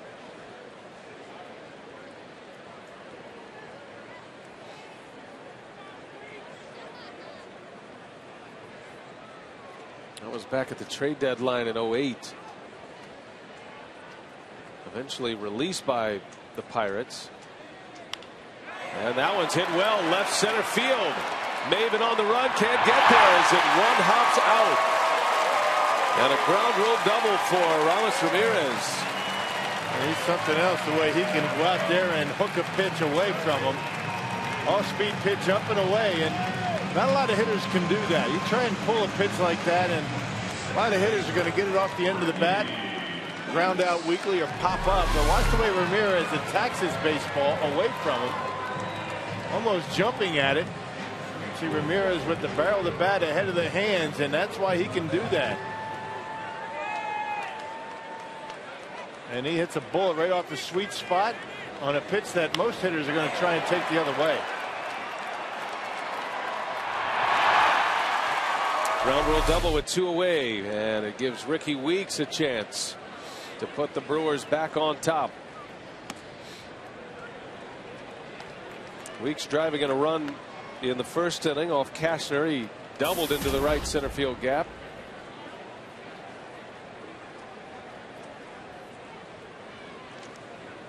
Ron Renicky and Johnny Darren saying they are seeing signs of life from Weeks at the plate as he pops this one up. And in foul territory, Alonso makes the catch. Inning over. And Ramirez stranded at second base. All tied at 2 as we go to the 6th.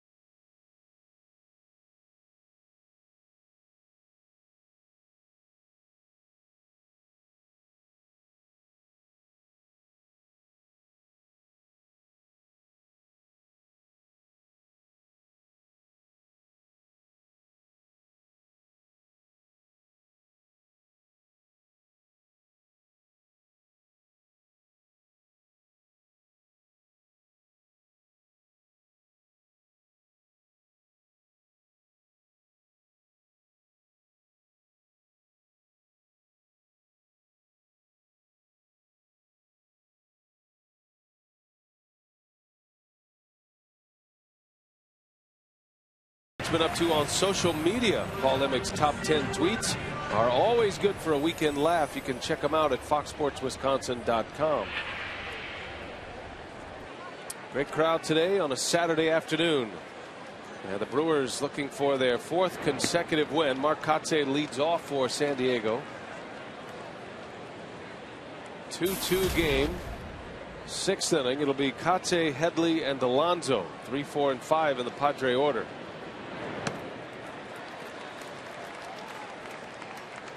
Kotsay's from San Diego and re-signs with the Padres. He had been a Padre earlier in the decade. Gets a chance to play close to home. Rolls over that one. Fires covers. Hart hits him for the out. And one away in the 6th. Hey, Thursday, July 5th is the Time Warner Cable Customer Appreciation Game. Bring last month's Time Warner Cable billing statement to the Miller Park box office for a buy one, get one free terrace ticket offer.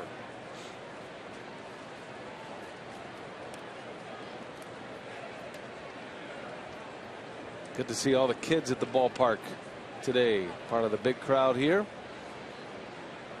Well, the parking lots were jam-packed before the game. As Headley into center field, that is his 3rd hit. He has a hit to right, a single to left, and a single now to center field. Yeah, one of the more consistent hitters in this lineup, hitting in the cleanup spot. A switch hitter, Chase Headley, making it a bit easier on a daily basis. Everything coming into him. And that'll bring up yonder Alonso. He hit one right on the nose his last time up. Headley was attempting a steal, and it ended up being a line drive out. It turned into a double play for Fires. A very quick inning in the 4th. Fires pitch count in good shape. He's just at 70 pitches as he works with one out in the 6th.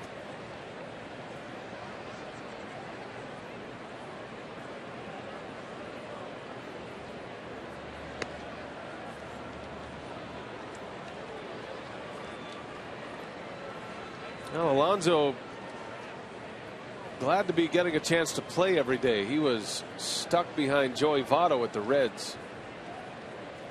And it started to become clear that the Reds were making long-term plans with Joey Votto, and they signed him to that monster deal. So they traded from a position of strength. Traded Alonso and Edinson Volquez for Matt Latos. Latos pitching for the Reds, pitching well. And Alonso getting to play every day with San Diego. He's just 25.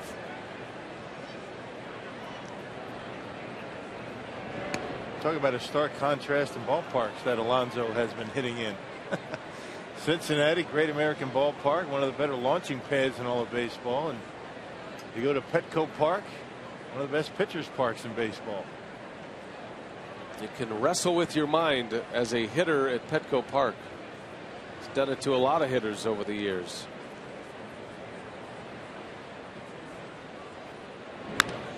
Bouncing ball through, a base hit. Well, the hits are coming now for San Diego.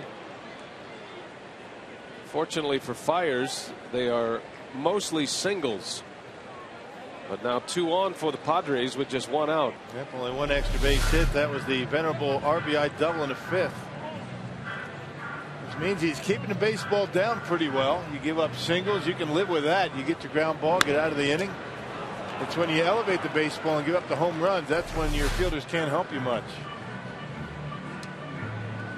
That hit snaps an 0 for 21 stretch at the plate for Alonso. And now Fiers in a bit of trouble here in a 2-2 game in the 6th. Here's Cameron Maybin.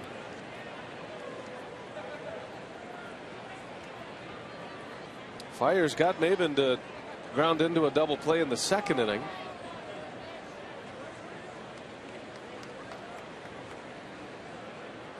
Maybin lined out in the 4th. Hit the ball sharply in the 4th to end the inning.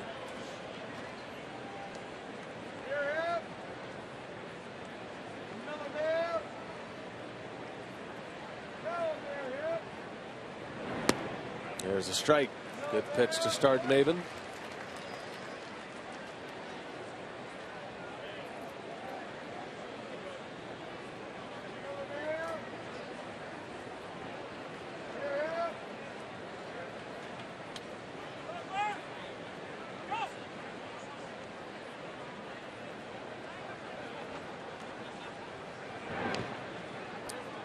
Maldonado keeps it in front, and the runners stay put. Fiers really trying to concentrate on getting those pitches down in the zone to trying to get another one of those double play balls. He's got 2 of them today. Maybin grounded into a double play in the 2nd. Fiers making his 3rd start in the big leagues. He went 7 innings against the Dodgers. 5 innings his last time out against the Pirates. 2 balls and a strike. Maldonado hopping out of there as if he wanted to make a throw.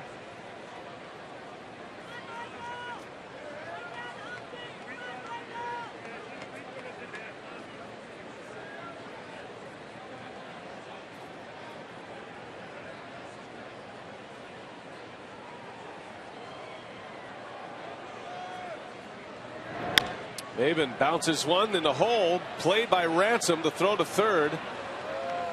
Was his only chance at an out, and Headley able to stay on the bag. That'll be an infield hit. Smart play by Ransom. Ramirez was over trying to make a play on the ground ball, so he was not on the bag. Infield hit. 3 consecutive hits against Fiers, and now the base is loaded. Now once again, baseball down, you give yourself a chance, and Ransom able to keep it into the infield and threw it over to Ramirez just in case Chase Headley got a little bit too far around 3rd base. You keep the ball down, you give yourself a chance, but a seeing eye base hit on an infield base hit for Cameron Maybin. Bases loaded, 1 out. Rick Kranitz, a pitching coach, having a word with Mike Fiers. Yeah, but still you have a chance to get out of it with 1 out. You keep the ball down, you get the ground ball, and you get the double play. Got Headley, who reached on a single to center, and then Alonso had the base hit to right. Maybin's infield hit has loaded him up. best scoring threat for the Padres today in a 2-2 game. And it's John Baker, the Padre catcher. Ron Renicky and Jerry Narron surveying the land.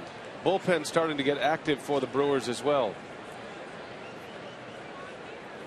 A swing inning for Fiers as Baker takes ball one.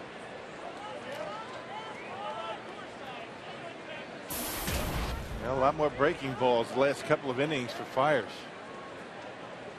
He started him out with a changeup.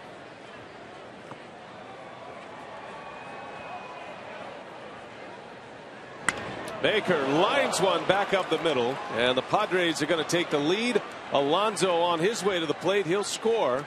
It's a 2 RBI single, and it is now 4-2 San Diego on a wicked line drive by John Baker. Yeah, the Padres singling Mike Fiers to death here today.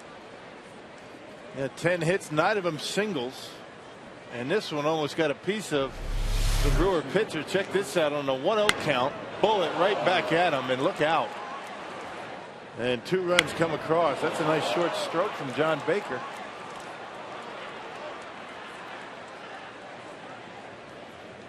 Four straight hits. 4-2 Padres. Still just one out, and here's Everth Cabrera.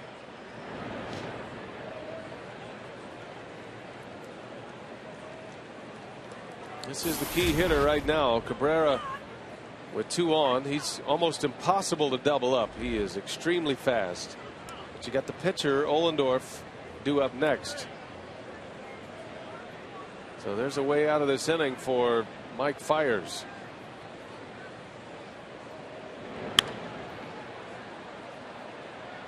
Fiers spot in the batting order, due up 4th in the bottom of the 6th. You stick with a guy that's out there. He's given up 10 hits, but as we talked about, a lot of them base hits, a seeing eye variety, ground balls, and a little bit different luck. He could have been out of this inning, but not the case. Manny Parra getting loose now in the Brewers' pen.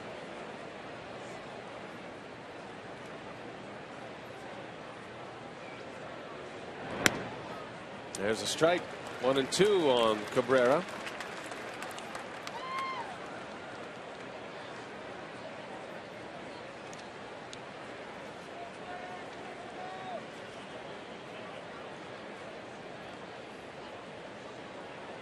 Cabrera had 2 hits yesterday. 1 for 2 today.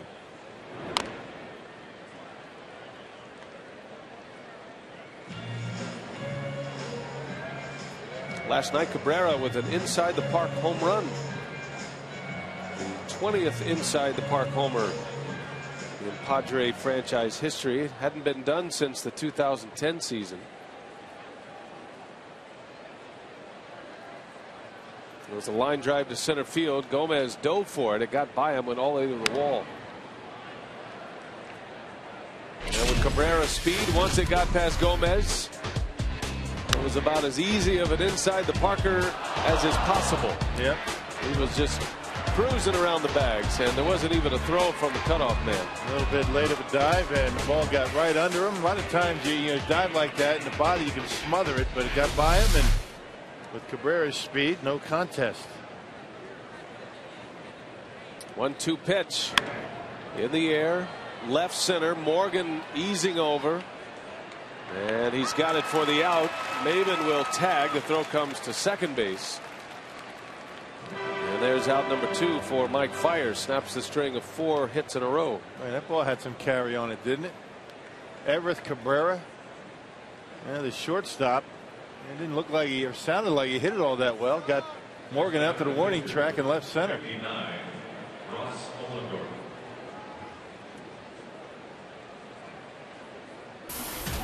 So it's going to be Ross Ollendorf, and with the lead, Bud Black will leave him in. He becomes the pitcher of record for the victory at this point. 2 outs in the inning.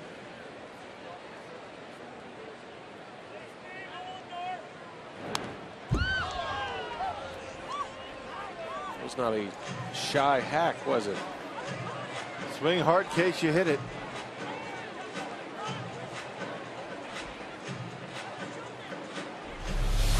Big guy. I would imagine he gets a hold of one. Do some damage. Ohlendorf has 9 career hits and a .085 career batting average. Did have a year where he hit over 200 though with the Pirates.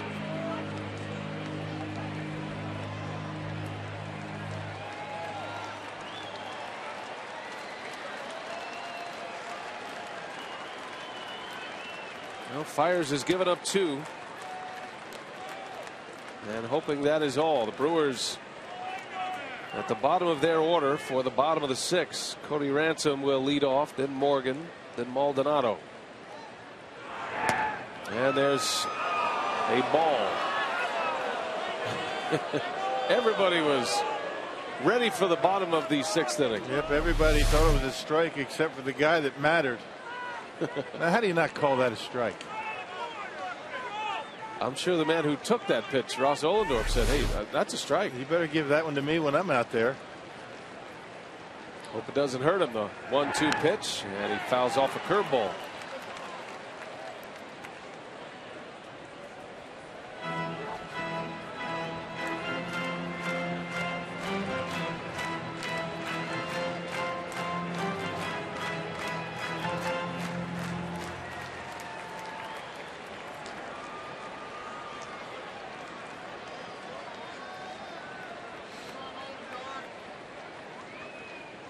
They'll do it again. 1-2 on Ohlendorf. Got him. So a strikeout, number 6 for Fires, but he gives up 2 runs on 4 hits, and San Diego now has the lead. 50% of the proceeds support.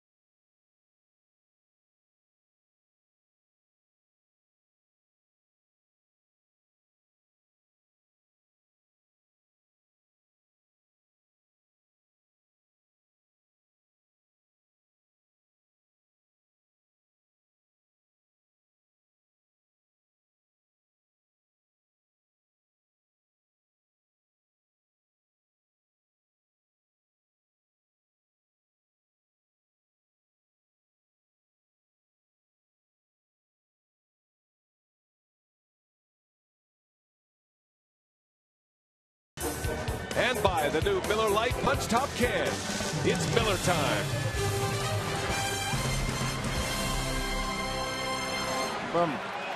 Sausage races underway again here in Milwaukee. Always between the top and bottom of the 6th innings. And look at the Brock. Big day for the Brock today. A lot of speed. Got some rest last night. Pretty good finish by the Polish after a rough day at the office last night. A big pile up. Yep. Had to dust himself off, but he placed today. Yeah, the Polish was a little disappointing. Bad character yesterday, trying to trying to push his way, swapping a little paint with Chorizo, and nose first. Took a nosedive. And man, if you know the Polish at all, you figured he'd be leading with the nose.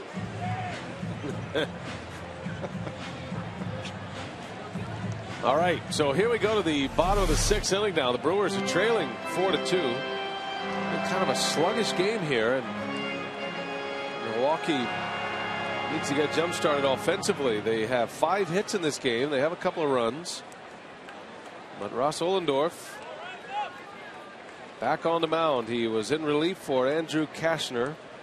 Came on to get the final 2 outs of the 3rd. Gave up a run in the 4th. Had a scoreless 5th.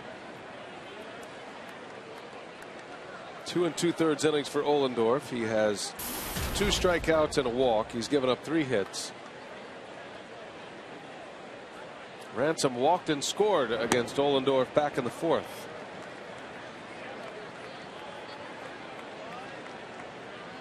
The division leading Cincinnati Reds, they're underway today. They're at home against the Tigers. 2-2 game, bottom 6. Justin Verlander's on the mound for Detroit. Reds have 6 hits against Verlander. Prince Fielder is homered for the Tigers. His 10th of the season. The Brewers started the day trailing the Reds by 5.5 games in the Central. They're just trying to keep within shouting distance. Milwaukee's won 8 of their last 11. They've won 3 in a row. Got a chance to make it 4 straight today, but it's going to take a comeback.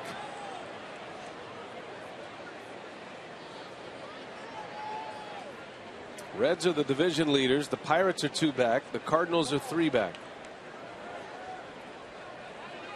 Cardinals are hosting Cleveland tonight as Ransom draws another walk. 2 plate appearances against Ohlendorf, 2 walks to show for it. 4 walks from Milwaukee. Unfortunately, only 5 base hits.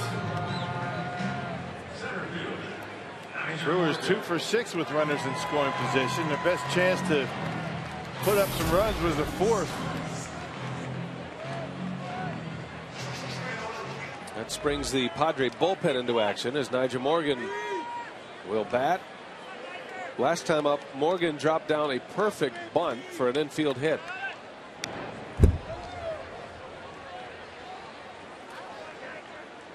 Nigel Morgan bobblehead day tomorrow here at Miller Park. He's got double barrel action in the bullpen. Joe Thatcher is the left-hander. Brad Brock the right-hander.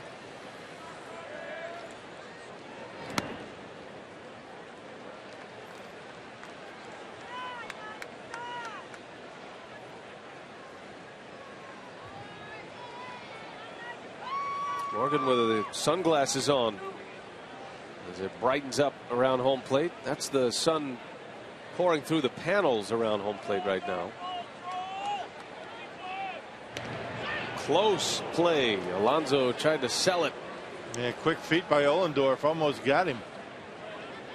Yeah, Ransom with a nice size lead over there at first base. There you see it, and quick move. And he missed the tag. Alonso never touched him.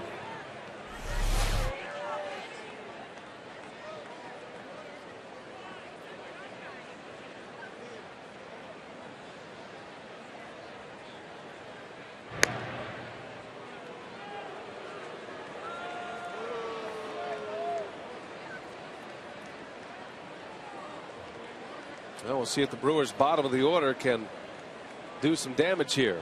And a lot of base runners from the last 4 hitters. 5 base runners, as a matter of fact, and a couple of sack bunts. Been an RBI from the 8th place hitter, Maldonado.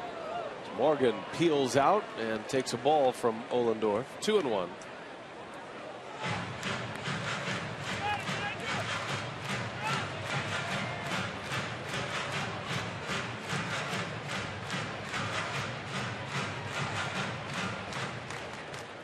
Maldonado is next.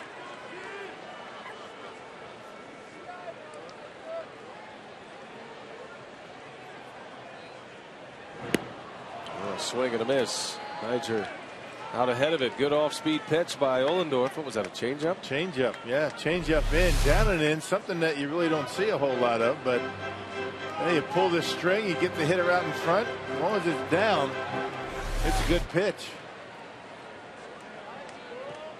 Morgan started to get things turned around at the plate a little bit. hitting over 300 in his last 10.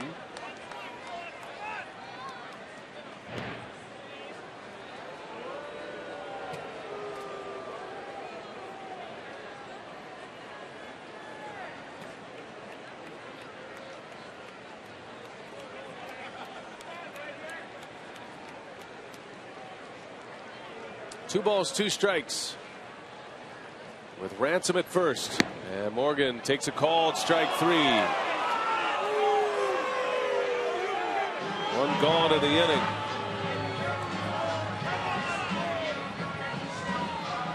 Third strikeout for Ohlendorf. Yeah, a little bit too close to take. Ohlendorf took a pitch very similar to that and was called a ball. That's a strike for Nigel Morgan, though. A little too close to take. Right on the inside corner. It was high enough.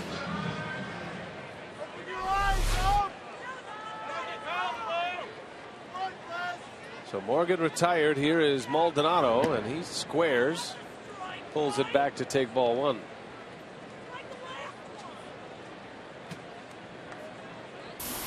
Pitcher spot is due up next, and Taylor Green has already grabbed a bat. Maldonado would love to give him a shot to give the Brewers the lead.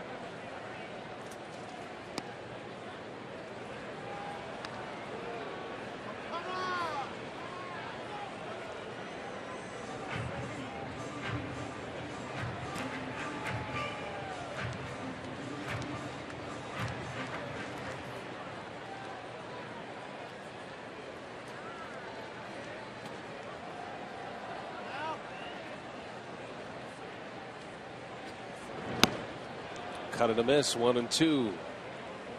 Maldonado just 25 years of age, as is Taylor Green, who would be next.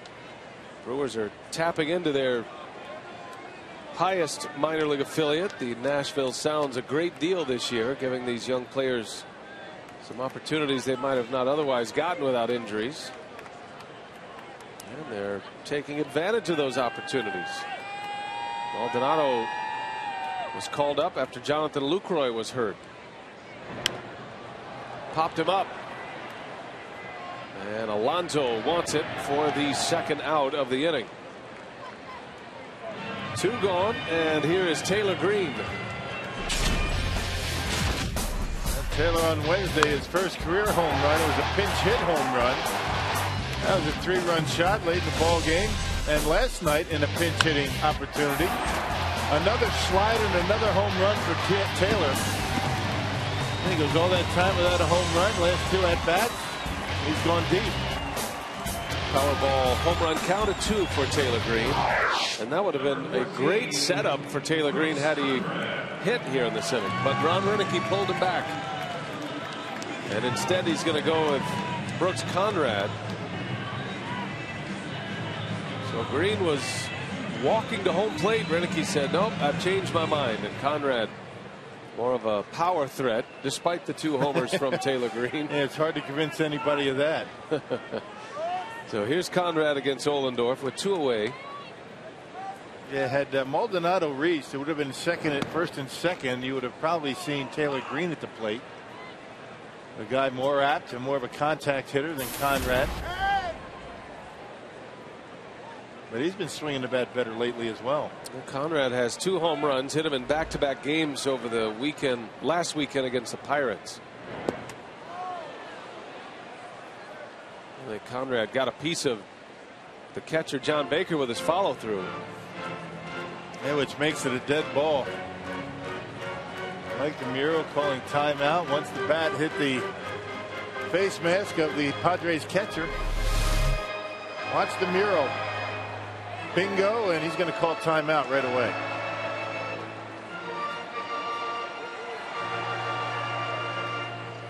There it is. Hands up, timeout. I knew he was going to get it. He got it. Well, it's 0-2 against Conrad. Brewers trail by a pair, 4-2. The Padres took the lead in the top of this inning. And a half swing. He goes. Conrad is out, and Ohlendorf is pitching a gem out of the bullpen for the Padres today.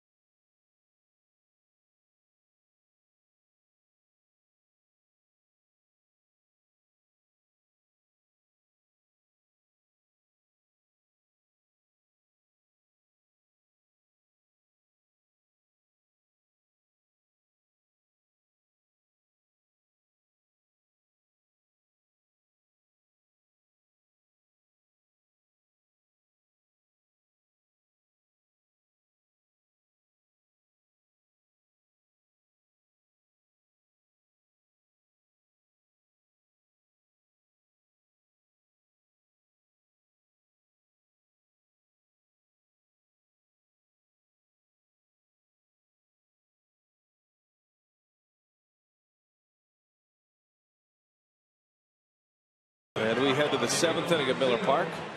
Time now to take a look at our Jimmy John's high-speed delivery. Andrew Kastner, today's Padres starter, hit 101 miles per hour today. Mike Fiers topped out at 91. Both are gone. Kastner went 2 1/3.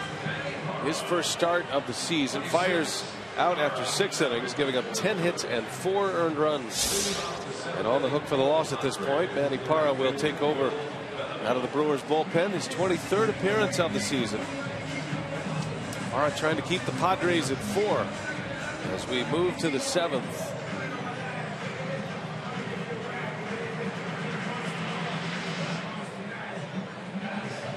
Big crowd today. It'll be near a sellout.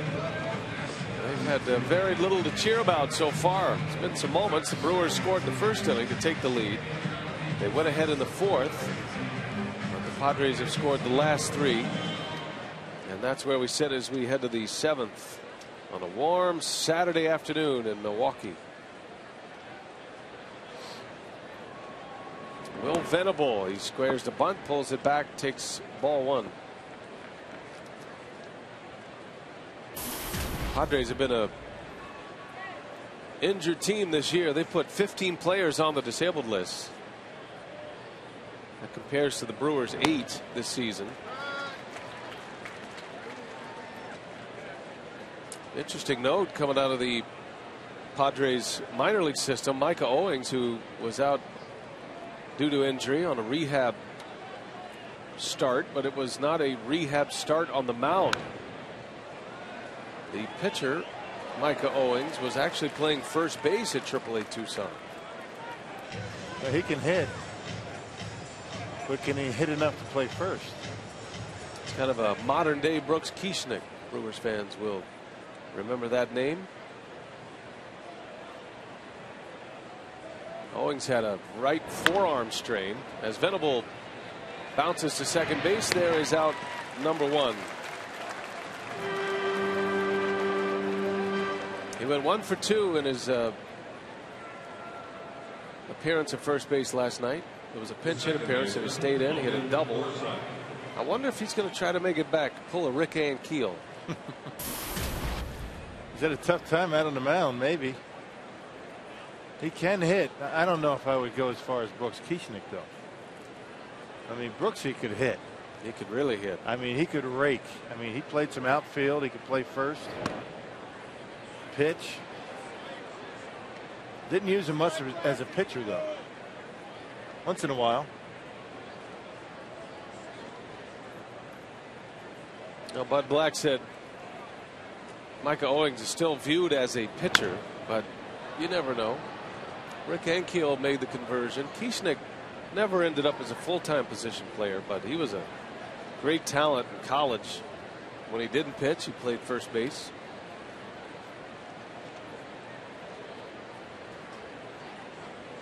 Micah Owings almost 30 years old, though.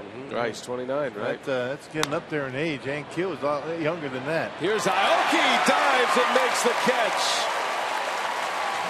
Yeah, he's doing it all now. Aoki, a threat with the bat, stealing bases, and playing great defense and a diving catch for out number 2. Yep, he was playing shallow, the off outfielder for the right-handed batter. And Forsythe hits it hard, but Aoki right there to haul it in. The straightforward dive is one of the toughest for an outfielder. And the toughest to keep the ball in the glove, too. A lot of times it's force on force. Ball coming at you, glove coming straight in, but he's able to keep it in the web. Chris Denorfia is going to pinch hit for Mark Kotsay.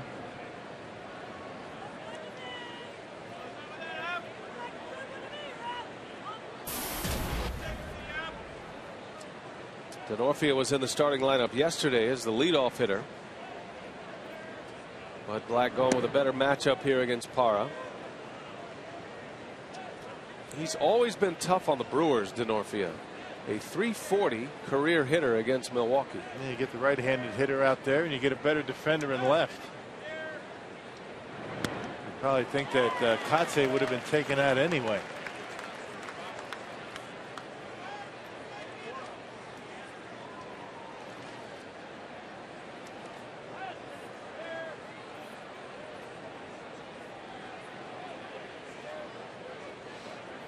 2 balls and a strike on Denorfia. And that one is fair, right over the bag at first. Aoki over to cut it off. Denorfia on his way to second. And the throw is late. That's a pinch hit double for Chris Denorfia.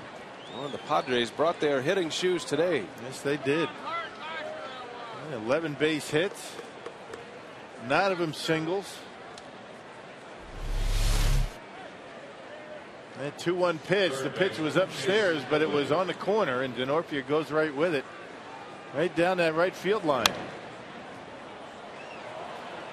So a 2-out man in scoring position for Chase Headley, who has 3 hits already today. Headley turns around, hits right-handed.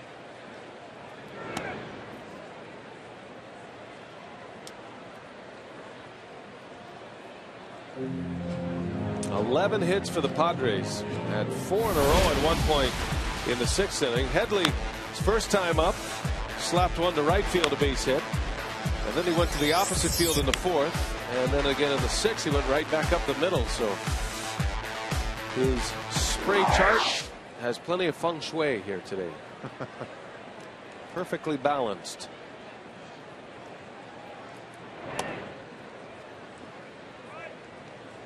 Is that what that means? Isn't that, you know, when you set up a room, yeah, things have to have its balance. Right. I mean, do you use that word, you know, normally throughout the day? Not really. Only when I walk into somebody's house and it's noticeable. You feel real good. Yeah, and you feeling on top of your game. Confidence. Like the Schroeder home with a lot of feng shui. Got all your memorabilia, the signed bats, baseballs. That does make you feel good looking at all those signatures, doesn't it? I'd be happy to sign something for you at some point. Anything but a check, right? We're gonna get our Nigel Morgan bobblehead signed here, the T+ version. By the way, I hate to tell you that that's not yours. That's mine. You gave yours away. Yeah, I did. I'll get one tomorrow. There's only, how many of these? 5,000 of these tomorrow. The other ones, he's got a bat. In case you're wondering.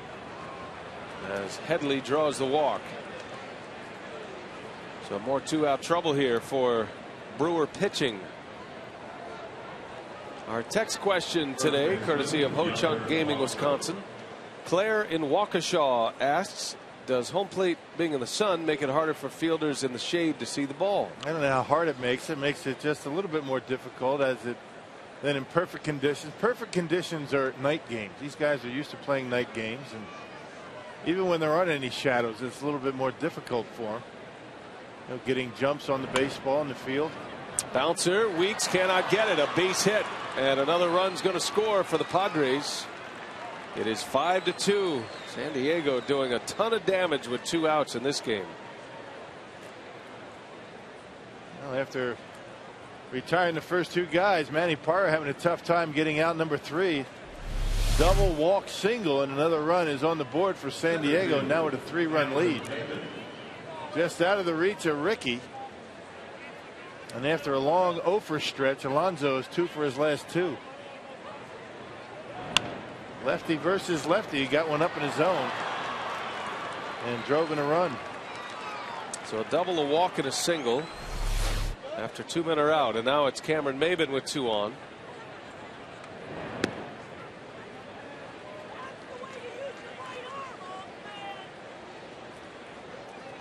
Not only have the Padres put a lot of players on the disabled list, but they've got some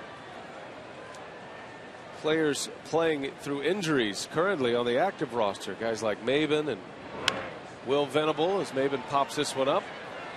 Foul territory. Ramirez makes the catch. And the side is retired. The Brewers digging themselves in a hole here. They're down 3. We go to the bottom of the 7th.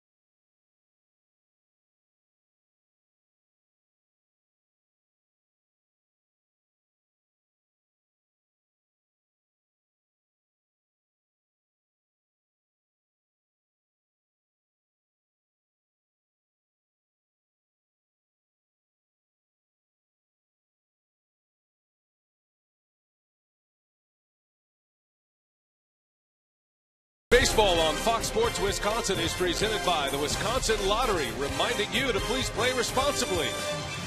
By Miller Lite, because when friends come together, it's not just a good time, it's Miller time. And by Marathon Petroleum. Marathon, fueling the American spirit. Well, big crowd here at Miller Park. Unfortunately, the Brewers down 5-2. As Corey Hart leads off. Ross Ohlendorf, he's pitched well for the Padres. He's given up just one run. This was going to be a game that Bud Black was going to have to piece together with his bullpen. So far, Ohlendorf has given him all he's needed. Carsoup.com email the booth question. Tony asking how much does it affect a hitter when moving around in the lineup? Of course, Corey Hart has hit leadoff. He's hit cleanup. Well, it shouldn't really affect you at all. I think a little bit it has to do with who is hitting in front of you and behind you in the lineup. Corey, before this year, wasn't a big fan of hitting, you know, in the 5th spot behind Prince. He liked the leadoff spot, number 2 in the lineup. Some guys just do not like to hit in the number 8 spot because it's very difficult. You don't get a lot of pitches to hit with the pitcher batting behind you. But a hitter should never really think that he needs to adjust his style based on where he is in the lineup, as Chris Denorfia takes over in left field. Manager sets his batting order based on, you know, the strengths and weaknesses of each player. It's not the other way around. Yeah, you don't see many leadoff hitters like Corey Hart, but Renicky likes the power at the top of the order. Hart's also a very good base runner.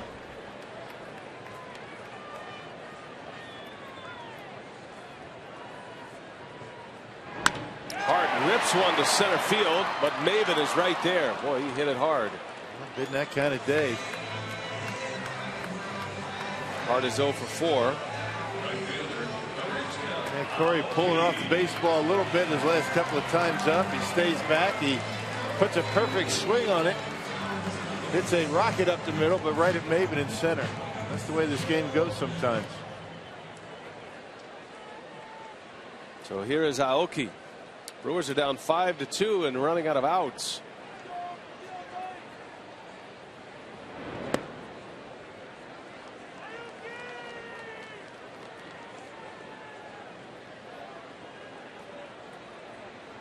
Ohlendorf pitching in his 5th inning. As Aoki pulls one foul. Well, Aoki showing a little glove work in this game. Making a diving catch. Our Pizza Hut delivery of the game. Yeah, if that ball got by him, that might have been another inside the park homer. Robbing Logan Forsythe of a base hit. Yeah, that's normally the way they happen. Stuff like that. The guy dives and nobody there to back him up. 1 ball, 1 strike on Aoki. 1-2. Got to give a lot of credit to Ross Ohlendorf in his 2nd Padres appearance.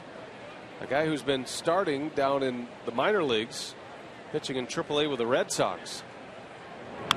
In his 5th inning. He popped him up.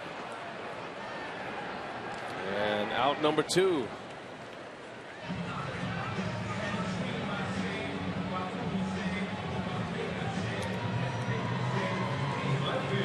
Padres have had to go deep into their organization and others' organizations for starting pitching.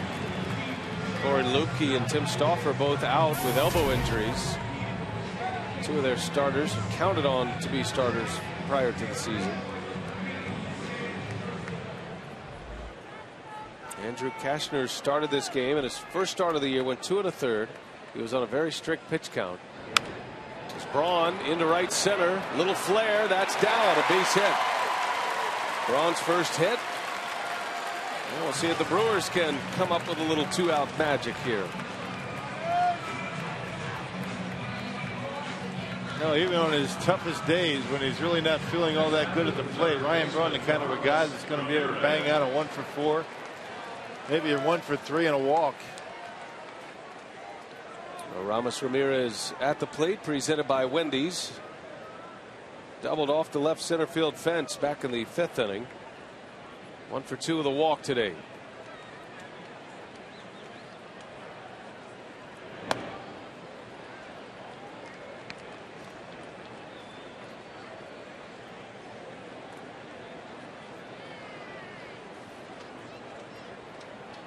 Ramirez has finally found his stroke again, and now a pretty significant sample size. You go across his last 13 games leading up to today, hitting .362 and 12 RBIs, 3 homers and 12 RBIs in those 13 games. And he has a hit today. He's 1 for 2.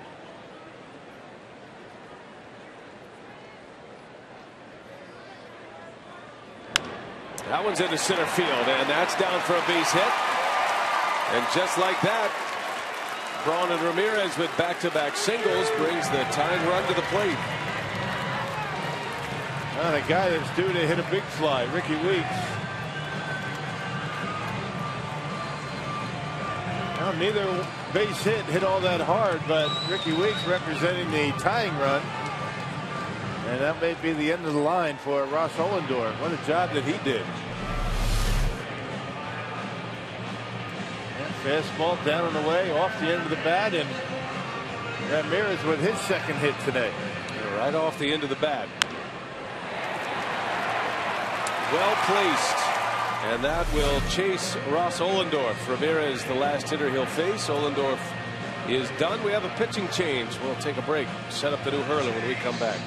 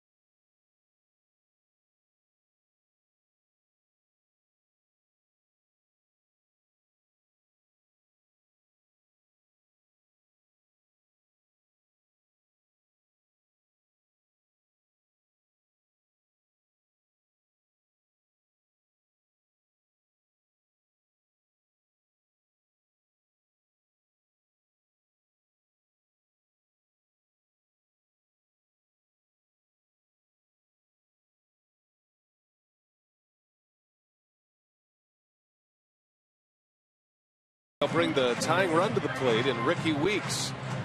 And the new pitcher for Bud Black is Luke Gregerson. Unusual numbers for Gregerson. He has had some good years for these San Diego Padres as a setup man. 27th appearance, a .432 earned run average.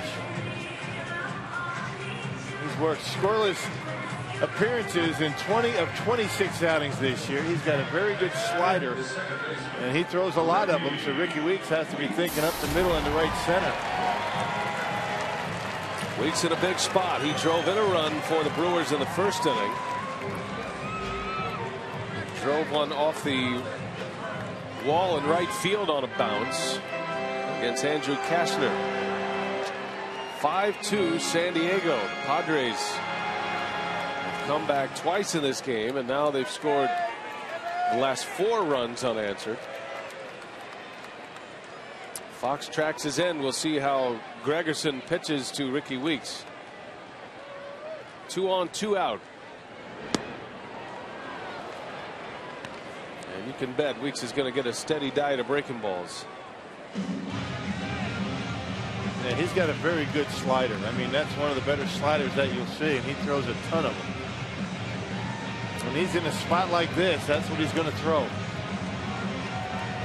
That piece that Ricky Weeks picked up and put on his glove, that's the piece he was hit in the hand earlier this year. And A little plastic piece that's velcroed onto his batting glove to give him some added protection.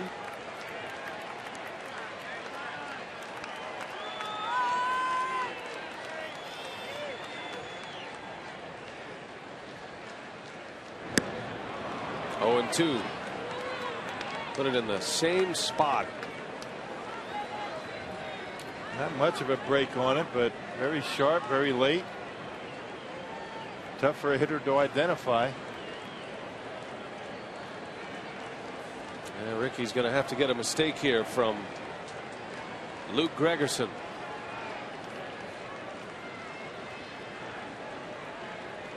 Runners will be on their toes with a pitch in the dirt.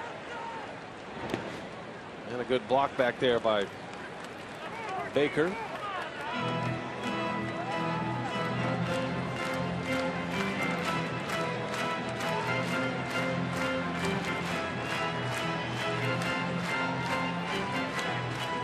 Gregerson at one time was one of the best setup men going in baseball when he was setting up for Trevor Hoffman just a few years back.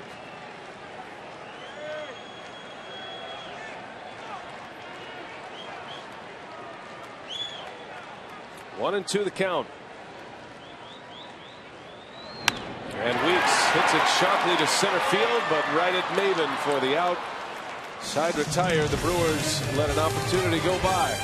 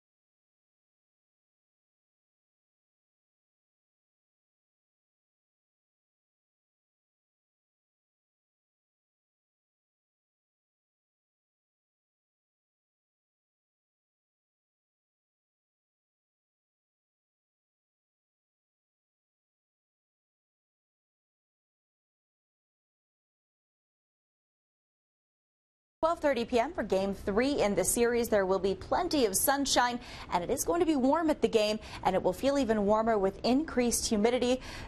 First pitch temperature coming in at 84 degrees. And our Miller Lite What's on Tap on the air tomorrow at 12:30 for Brewers Live. Final game of the homestand against the San Diego Padres. The Brewers will take Monday off, and then it's to Kansas City. Zach Greinke will match up against the Royals on Tuesday. Pitching matchup for tomorrow's finale with the Padres, Giovanni Gallardo and Anthony Bass. 8th inning from Miller Park. It's 5-2. Manny Parra back on the mound. John Baker leads off. Tough break for Ricky Weeks in the 7th. Hit it hard, a liner right at Cameron Maben. Yep, he got a slider that hung up in the strike zone. He waited back on it, but just like Corey Hart, right at the center fielder. They've been playing there 100 years, right? That's right. Got to hit them where they aim, said a wise old baseball man.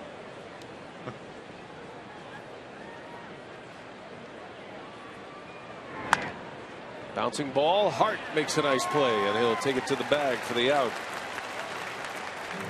Ron Rennecke's been so impressed with Corey Hart. Garth Orge handles the infielders, and he and Hart have done a lot of work over there. Hart says he's not comfortable by any stretch, but he does enjoy the position. puts him in the mental grinder, he said, but he looks better and better every day. It's going to take more than a dozen starts at first base to have that comfort level. But it certainly hasn't affected his offense a whole lot.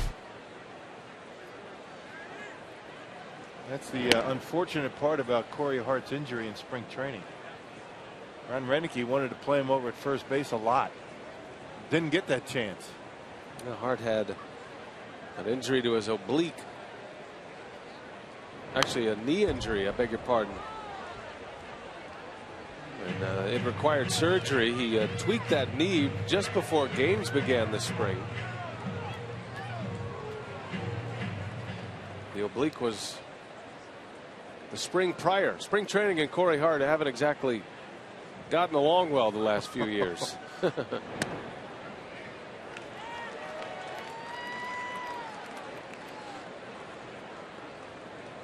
Yeah, Hart made it back from knee surgery, tore the meniscus in 1 month.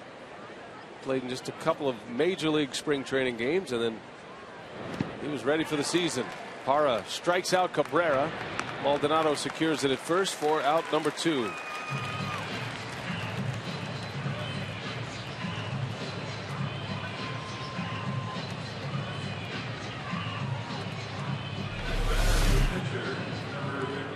Manny Parra, that patented split-fingered fastball, and look at Maldonado, how low he gets. I mean, that's textbook blocking a pitch in the dirt, and gets the out at first base. How about this? Bud Black's going to send Luke Gregerson to hit.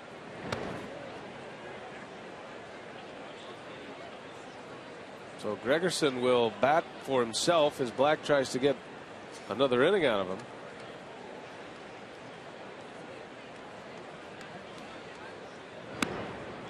Relief pitchers don't get many at-bats.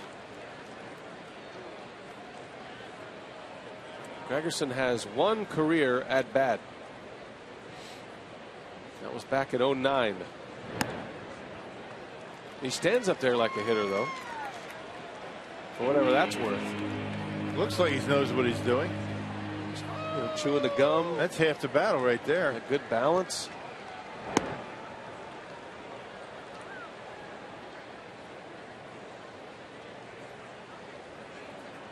Two balls, 2 strikes on him.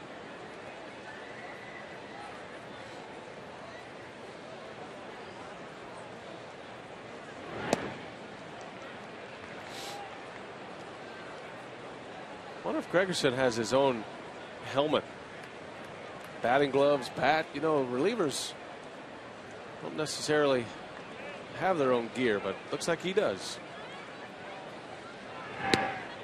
Parra strikes him out. So Gregerson taking all 6 pitches. 1-2-3 inning for Manny Parra.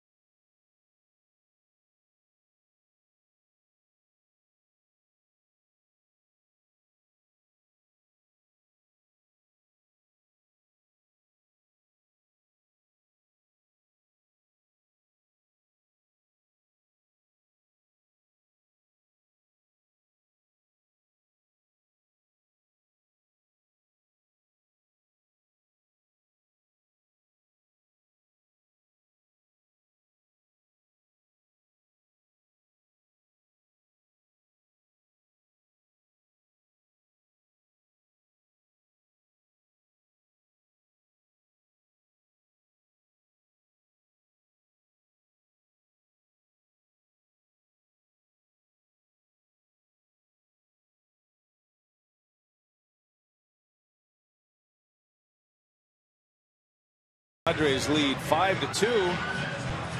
And the Brewers down to their last 6 outs. Chase Headley has 3 hits. He's also walked. Brewers have RBIs from Ricky Weeks and Martin Maldonado. Ross Ohlendorf did a great job out of the Padres bullpen, going 4 1/3 with just 1 earned run. After the starter Andrew Cashner went 2 1/3. All part of the plan for Bud Black and the Padres. Take you back to our AT&T trivia question. We're looking for home runs in their first pinch hit appearances in franchise history, and these are the 4 that have done it. Taylor Green, the last to do it. Prince Fielder is on that list. The Aussie, Trent Durrington, and Bob Hansen.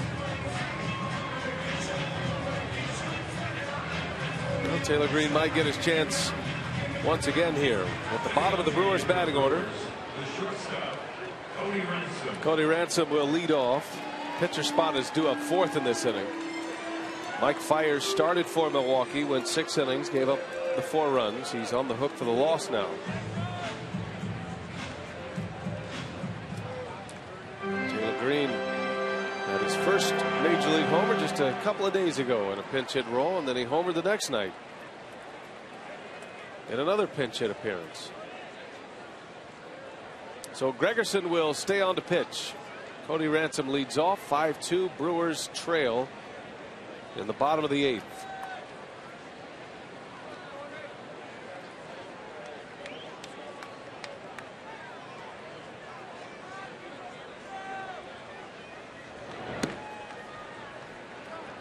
It is typically one slider after another for Luke Gregerson. Yeah, particularly against right-handed batters. Every now and again we'll throw that fastball to lefties, but you can pretty much guarantee what you're going to get from this guy. The problem is he locates it so well.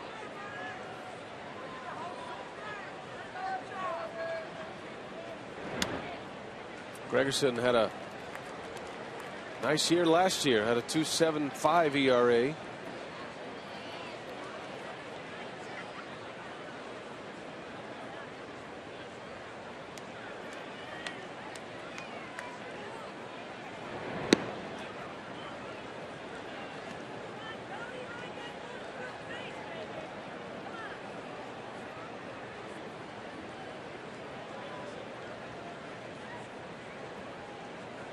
Cody Ransom, he's walked twice, has a strikeout, and that one's in there for a strike.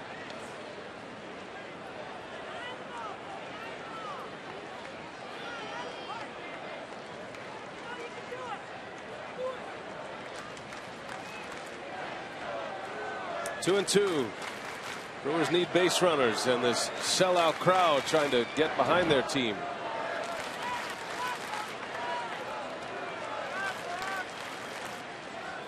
Crowd of 41,604 in attendance.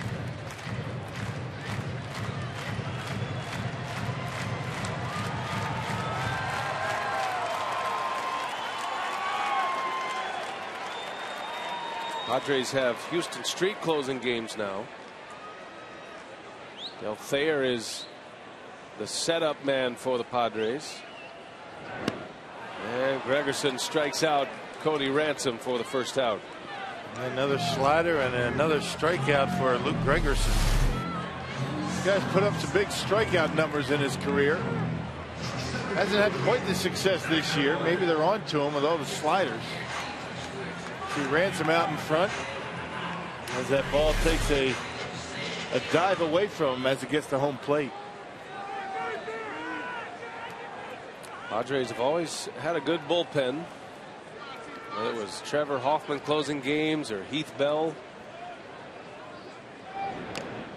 Gregerson stepped right into that setup role when Hoffman left. Heath Bell went into the closer's role. They had Mike Adams at the end of games. It's always been a team that you didn't want to get behind late. They were tough to handle, especially in their ballpark at Petco.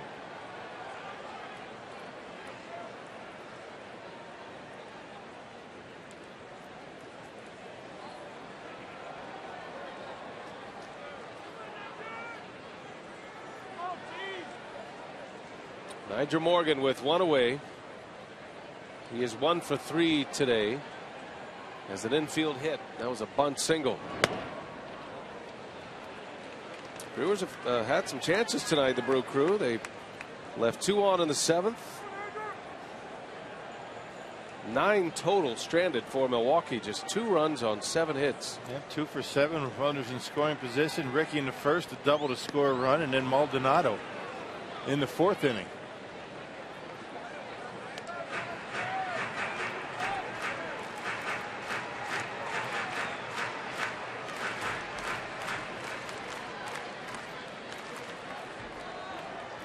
Gregerson never afraid to throw that slider, even to left-handed hitters.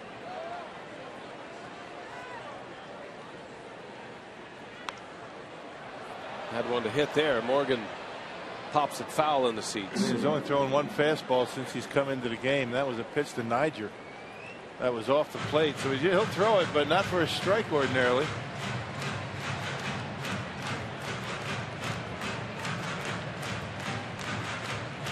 Bud Black trying to get outs across multiple innings from Gregerson. Actually used him to hit so he could pitch this 8th inning.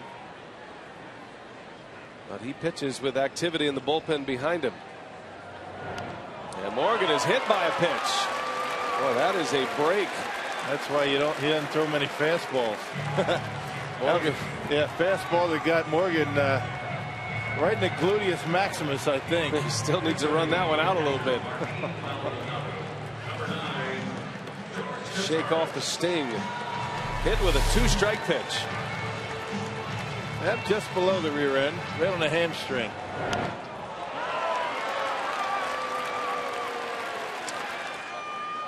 Morgan says, I got to take a run. I'll be back in a minute. Oh, by the way, timeout. Timeout.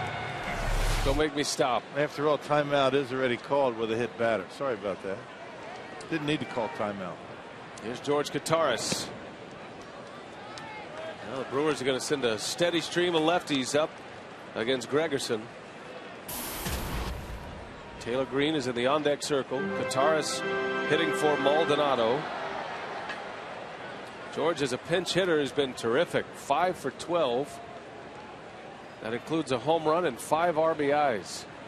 Half of his runs batted in have come off the bench.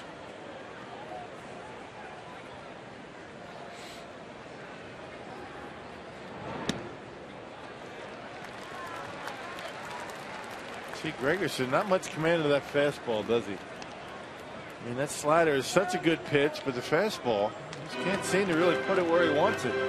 It's because he doesn't throw enough of it. He's given up some home runs this year. He's allowed 3 homers in his 26 games.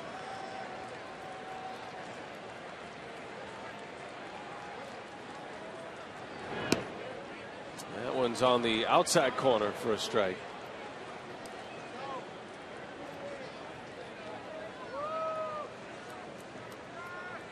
George Kataris. He's still nursing a little tightness in his hamstring.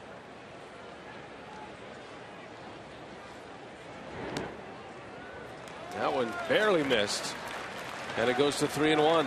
That's what's so impressive about Kataris, is his ability to draw the walk. He has a great eye at the plate. That's been a tight zone all day for Mike DeMuro. That's really not a hitter's pitch. 2-1 count. You look for something middle in to yank out of here, but it started off the corner and never came back. And that one catches the corner. So Gregerson content to pitch out there. Kataris, one of the few hitters you'll see, especially those who come off the bench, with more walks than strikeouts, and it's significantly more for Kataris. 21 walks, 13 strikeouts. Overall batting average of .245. 3-2 with one away. And Kataris down on strikes. Got him to chase that time. Yeah, first slider in on him, but down and in. Everything away, even the sliders until this pitch. Down and in, and George right over the top of it.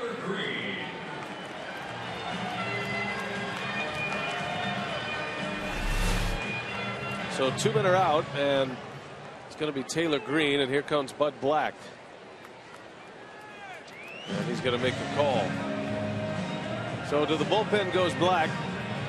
Interesting that Bud Black left Gregerson in to face Gataris, but not Green. And a pitching change. We'll take a break. Gregerson is out.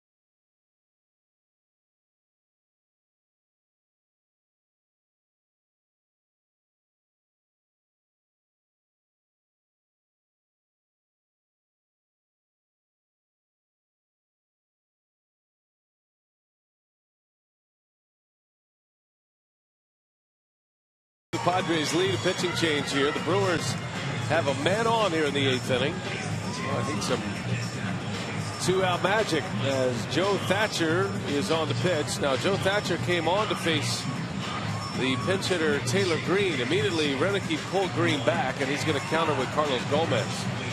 So Thatcher, the former Brewer farmhand, will face Gomez with 2 away, and the Brewers down 3.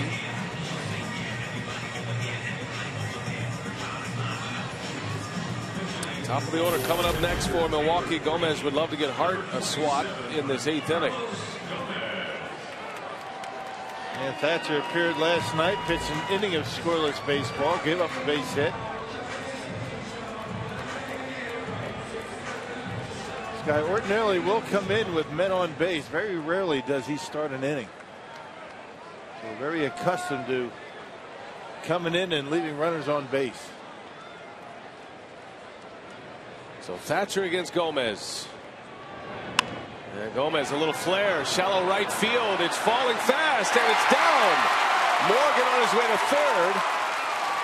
As Gomez, a flare single to right field, and again the Brewers will bring the tying run to the plate. Well, the Brewers haven't exactly been knocking the cover off the baseball for the last 3 hits. Remember a couple of hits in the 7th off the end of the bat, Braun and Ramirez. Now Gomez, a little jam shot into right field, and that's going to signal the end of the day for Thatcher. And as Gomez reaches, Corey Hart representing the tying run. So Thatcher is out, and another call to the bullpen for Bud Black.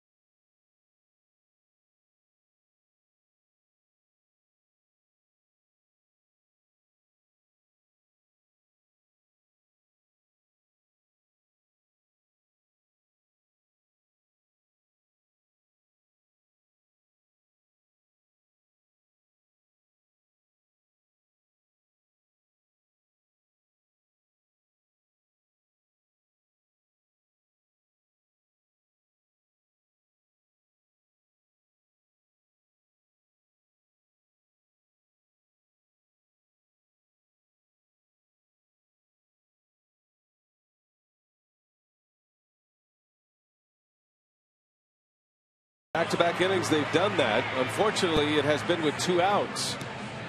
But Black goes back to his bullpen, and he goes with Dale Thayer, who is retransitioning out of that closer's role now that Houston Street is back. Thayer did a nice job for him closing games while he had his chance. He was 5 for 5 in save opportunities in the month that Street was out. They pitched in last night's ball game, gave up 3 runs and 3 hits in inning of work last night. That's why you see that earned run average at over 6. Corey Hart at the plate.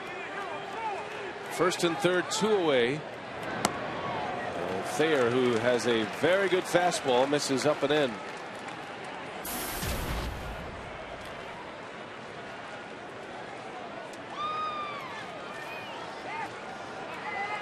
Dale Thayer against Corey Hart. It's another guy that's tough to pick up. Hitters say he just slings it. You don't see the ball right away. Aoki was due next if Hart could reach. And then he got the count in his favor. Look for something right down the middle and knock it out of here. Tie it up. 2 on, 2 out. And Hart bangs one in the ground to the shortstop. Cabrera the out at second, inning over. And the Brewers strand 2, still trailing 5-2 as we go to the 9th.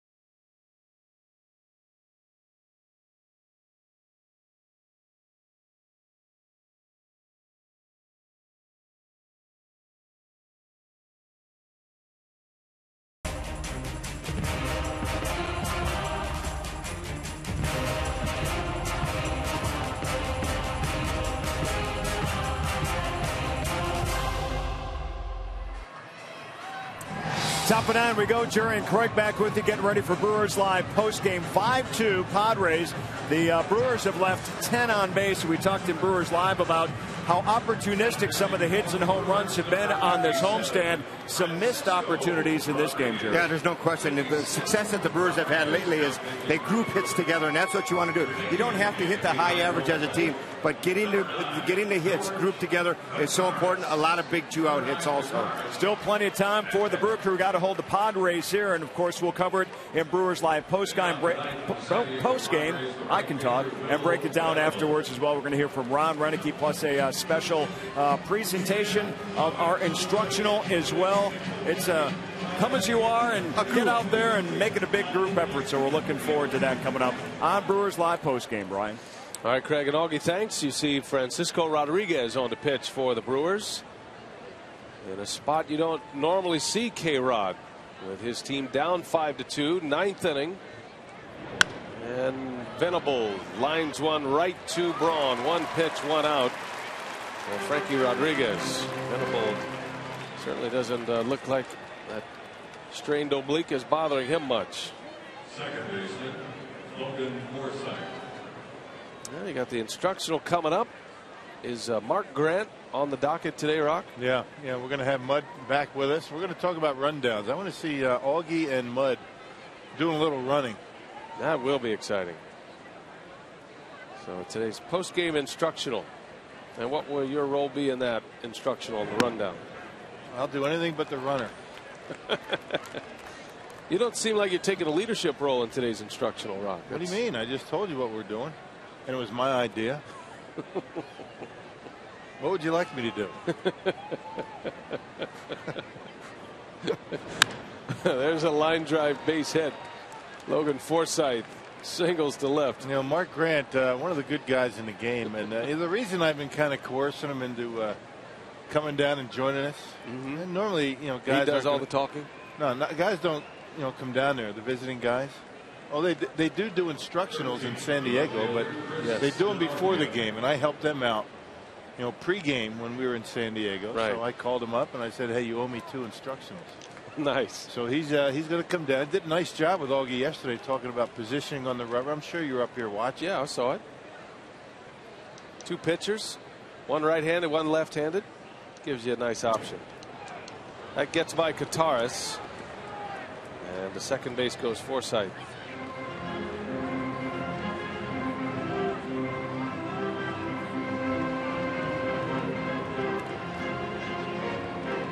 Final game of the series tomorrow.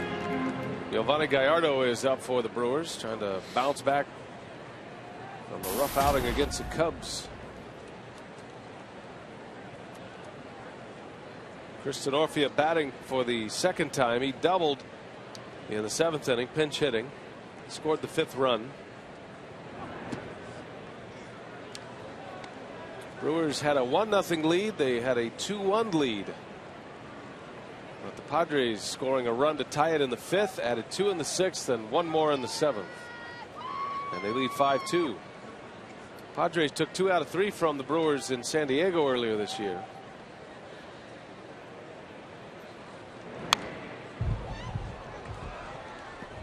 That's been the thing the Brewers have just not been able to do, is get on that sustained winning streak. You know, they won 4 in a row in Los Angeles, couldn't keep it going.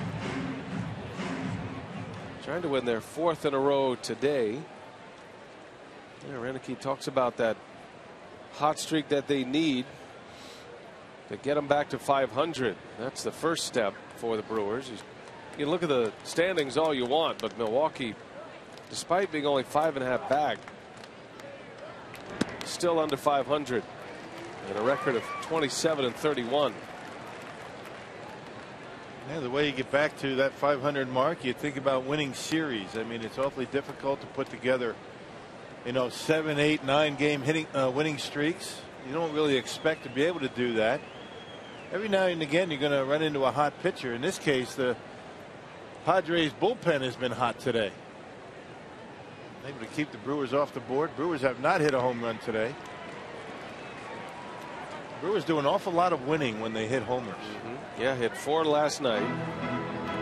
Had a 9-5 win in the game last night. When the Brewers homer, they are 24-16. 8 games over 500 when they hit a home run, but just 3-15 when they do not.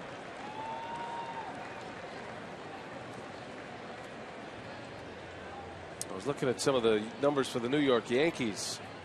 They have not won a game this year when they haven't homered, as Denorfia strikes out for out number 2. It's been a bit of a trend overall. The Brewers are 2nd in the National League in home runs right now, trailing only the St. Louis Cardinals. They're getting it from a wide array of characters and some players that you didn't expect. Yeah, you hit them in bunches, and you know, you get 4 yesterday and have yet to hit a homer today. And you mentioned the Brewers have left 11 runners on base. You know, you have guys on base, you pop one out of here, all of a sudden you're back in a game where you're tied up. It's been that way for a while with Milwaukee. Home run hitting ball club. You're playing a home run hitting park. It just goes without saying. Hit homers, you're going to do well. I think every team can say that. When you hit homers, you're going to win. Chase Headley with 2 outs. That's a big runner to keep at second base for K-Rod.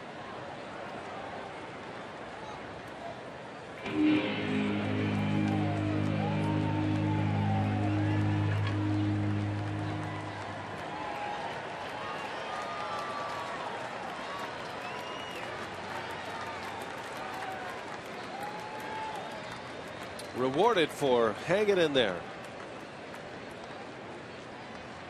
It's a souvenir to take home. No balls, 2 strikes. Headley with 3 hits and a walk today. Scored a run. And Guitarist looked like that might have caught a piece of the umpire. Keeps the runner at second base. Guitarist pinch hit at the bottom of the 8th. Stays in for the 9th. I think that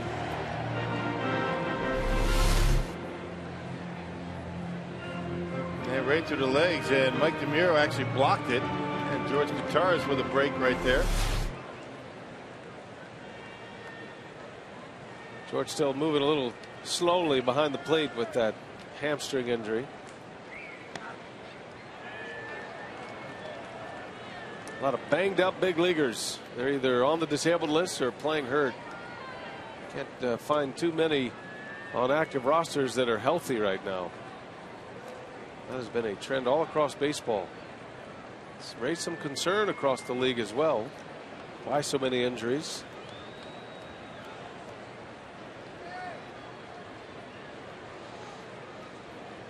K-Rod ready to go for a 2-2 with a runner at second. And he got him. A strikeout.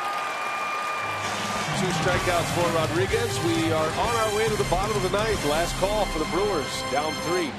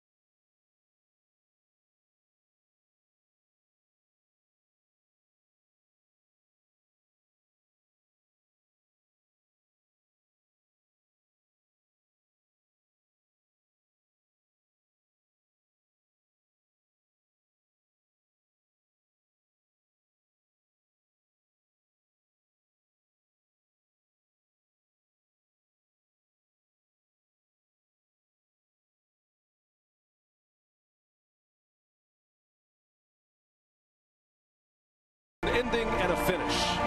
Endings are imposed and inflicted. A swing and a miss. It ain't over. And John Axford saves another one. Finishes are earned and celebrated. Morgan tags. Here comes a throw. And Morgan slides. Save!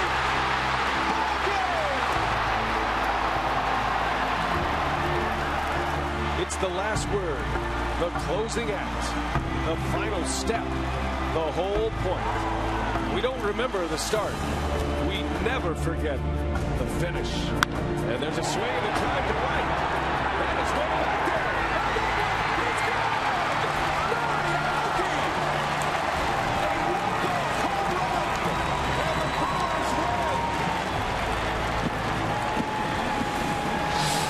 Well, we head to the bottom of the 9th, and we'll see if the Brewers can come up with a memory here today. They're down 3, though. A long way to go as we play in the home 9th. Last call for the Brewers. Padres lead 5-2, and they bring their closer back on. Houston Street, who missed significant time, about a month of the schedule. Street with a lat injury on the side, and see his career against Milwaukee rock. The Brewers have roughed him up a little bit throughout the years. They have an ERA around 5.5, but he has been a good one throughout his career. Almost 85% of the saves he's been able to nail down. He's 4 for 4 this year. It's only his second appearance since coming off the disabled list. Nori Aoki leads off, then Ryan Braun, then Aramis Ramirez.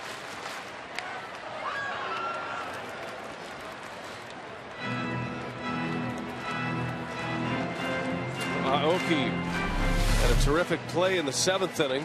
Our Marshfield Clinic shining moment of the game. On a diving catch, robbing Logan Forsythe of extra bases. Would have been Forsythe's 3rd hit, as it turns out. Playing with a lot of confidence right now, Nori Aoki. Every facet of the game. No balls, 2 strikes. Aoki hit the first walk-off homer of the season for the Brewers just a couple of days ago. Houston Street has 3 blown saves in his career against Milwaukee. Saved 5. He's coming off a victory against the Giants. The last time the Padres won, that was on the 5th of June. His first game back from the disabled list. Pitching at home. Did give up a couple of hits, but no runs allowed. Street's only given up 1 earned run all season in his 10 2/3 innings. And not a guy that's going to blow you away, but he has a variety of different off-speed pitches. He locates pretty well, and ordinarily he's just going to try and pound the strike zone on the outside corner to make it. You're going to beat him, it's going to be with singles. His last save was against Milwaukee on May 1st. Pitched 1 time after that and then went on the disabled list. 2-2 the count. And Aoki into left field.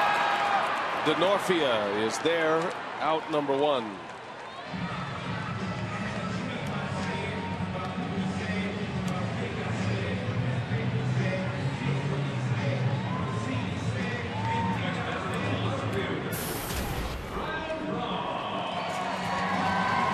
Black has plowed through his bullpen tonight. Ross Ohlendorf was the star out of the pen in this game so far. He went 4 1/3 in relief of Andrew Kashner, who went 2 1/3 to start the game. Kashner was on a very limited pitch count in his first start of the season. Ohlendorf picked up 4 1/3 innings, gave up just 1 earned run.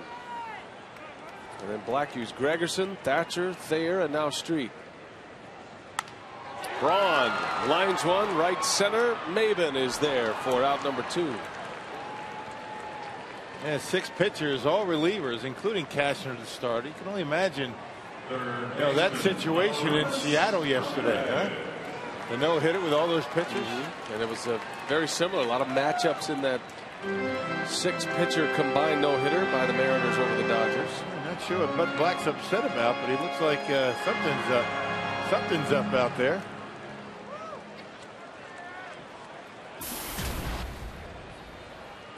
So here's Aramis Ramirez, last hope for the Brewers with 2 outs.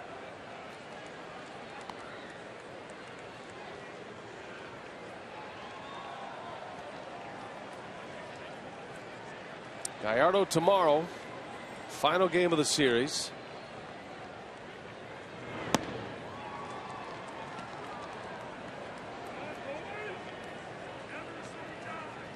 Brewers had a series loss against the Pirates, dropped 2 out of 3.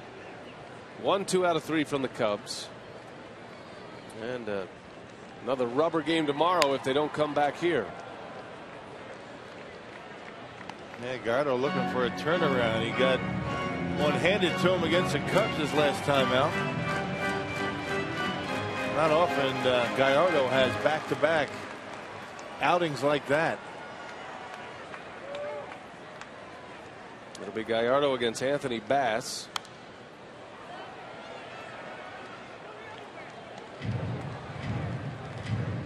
Ball and 2 strikes. Street throwing a lot of strikes here in the 9th. And a very effortless save against the Brewers on May 1st. Faced 3 batters and a couple of strikeouts.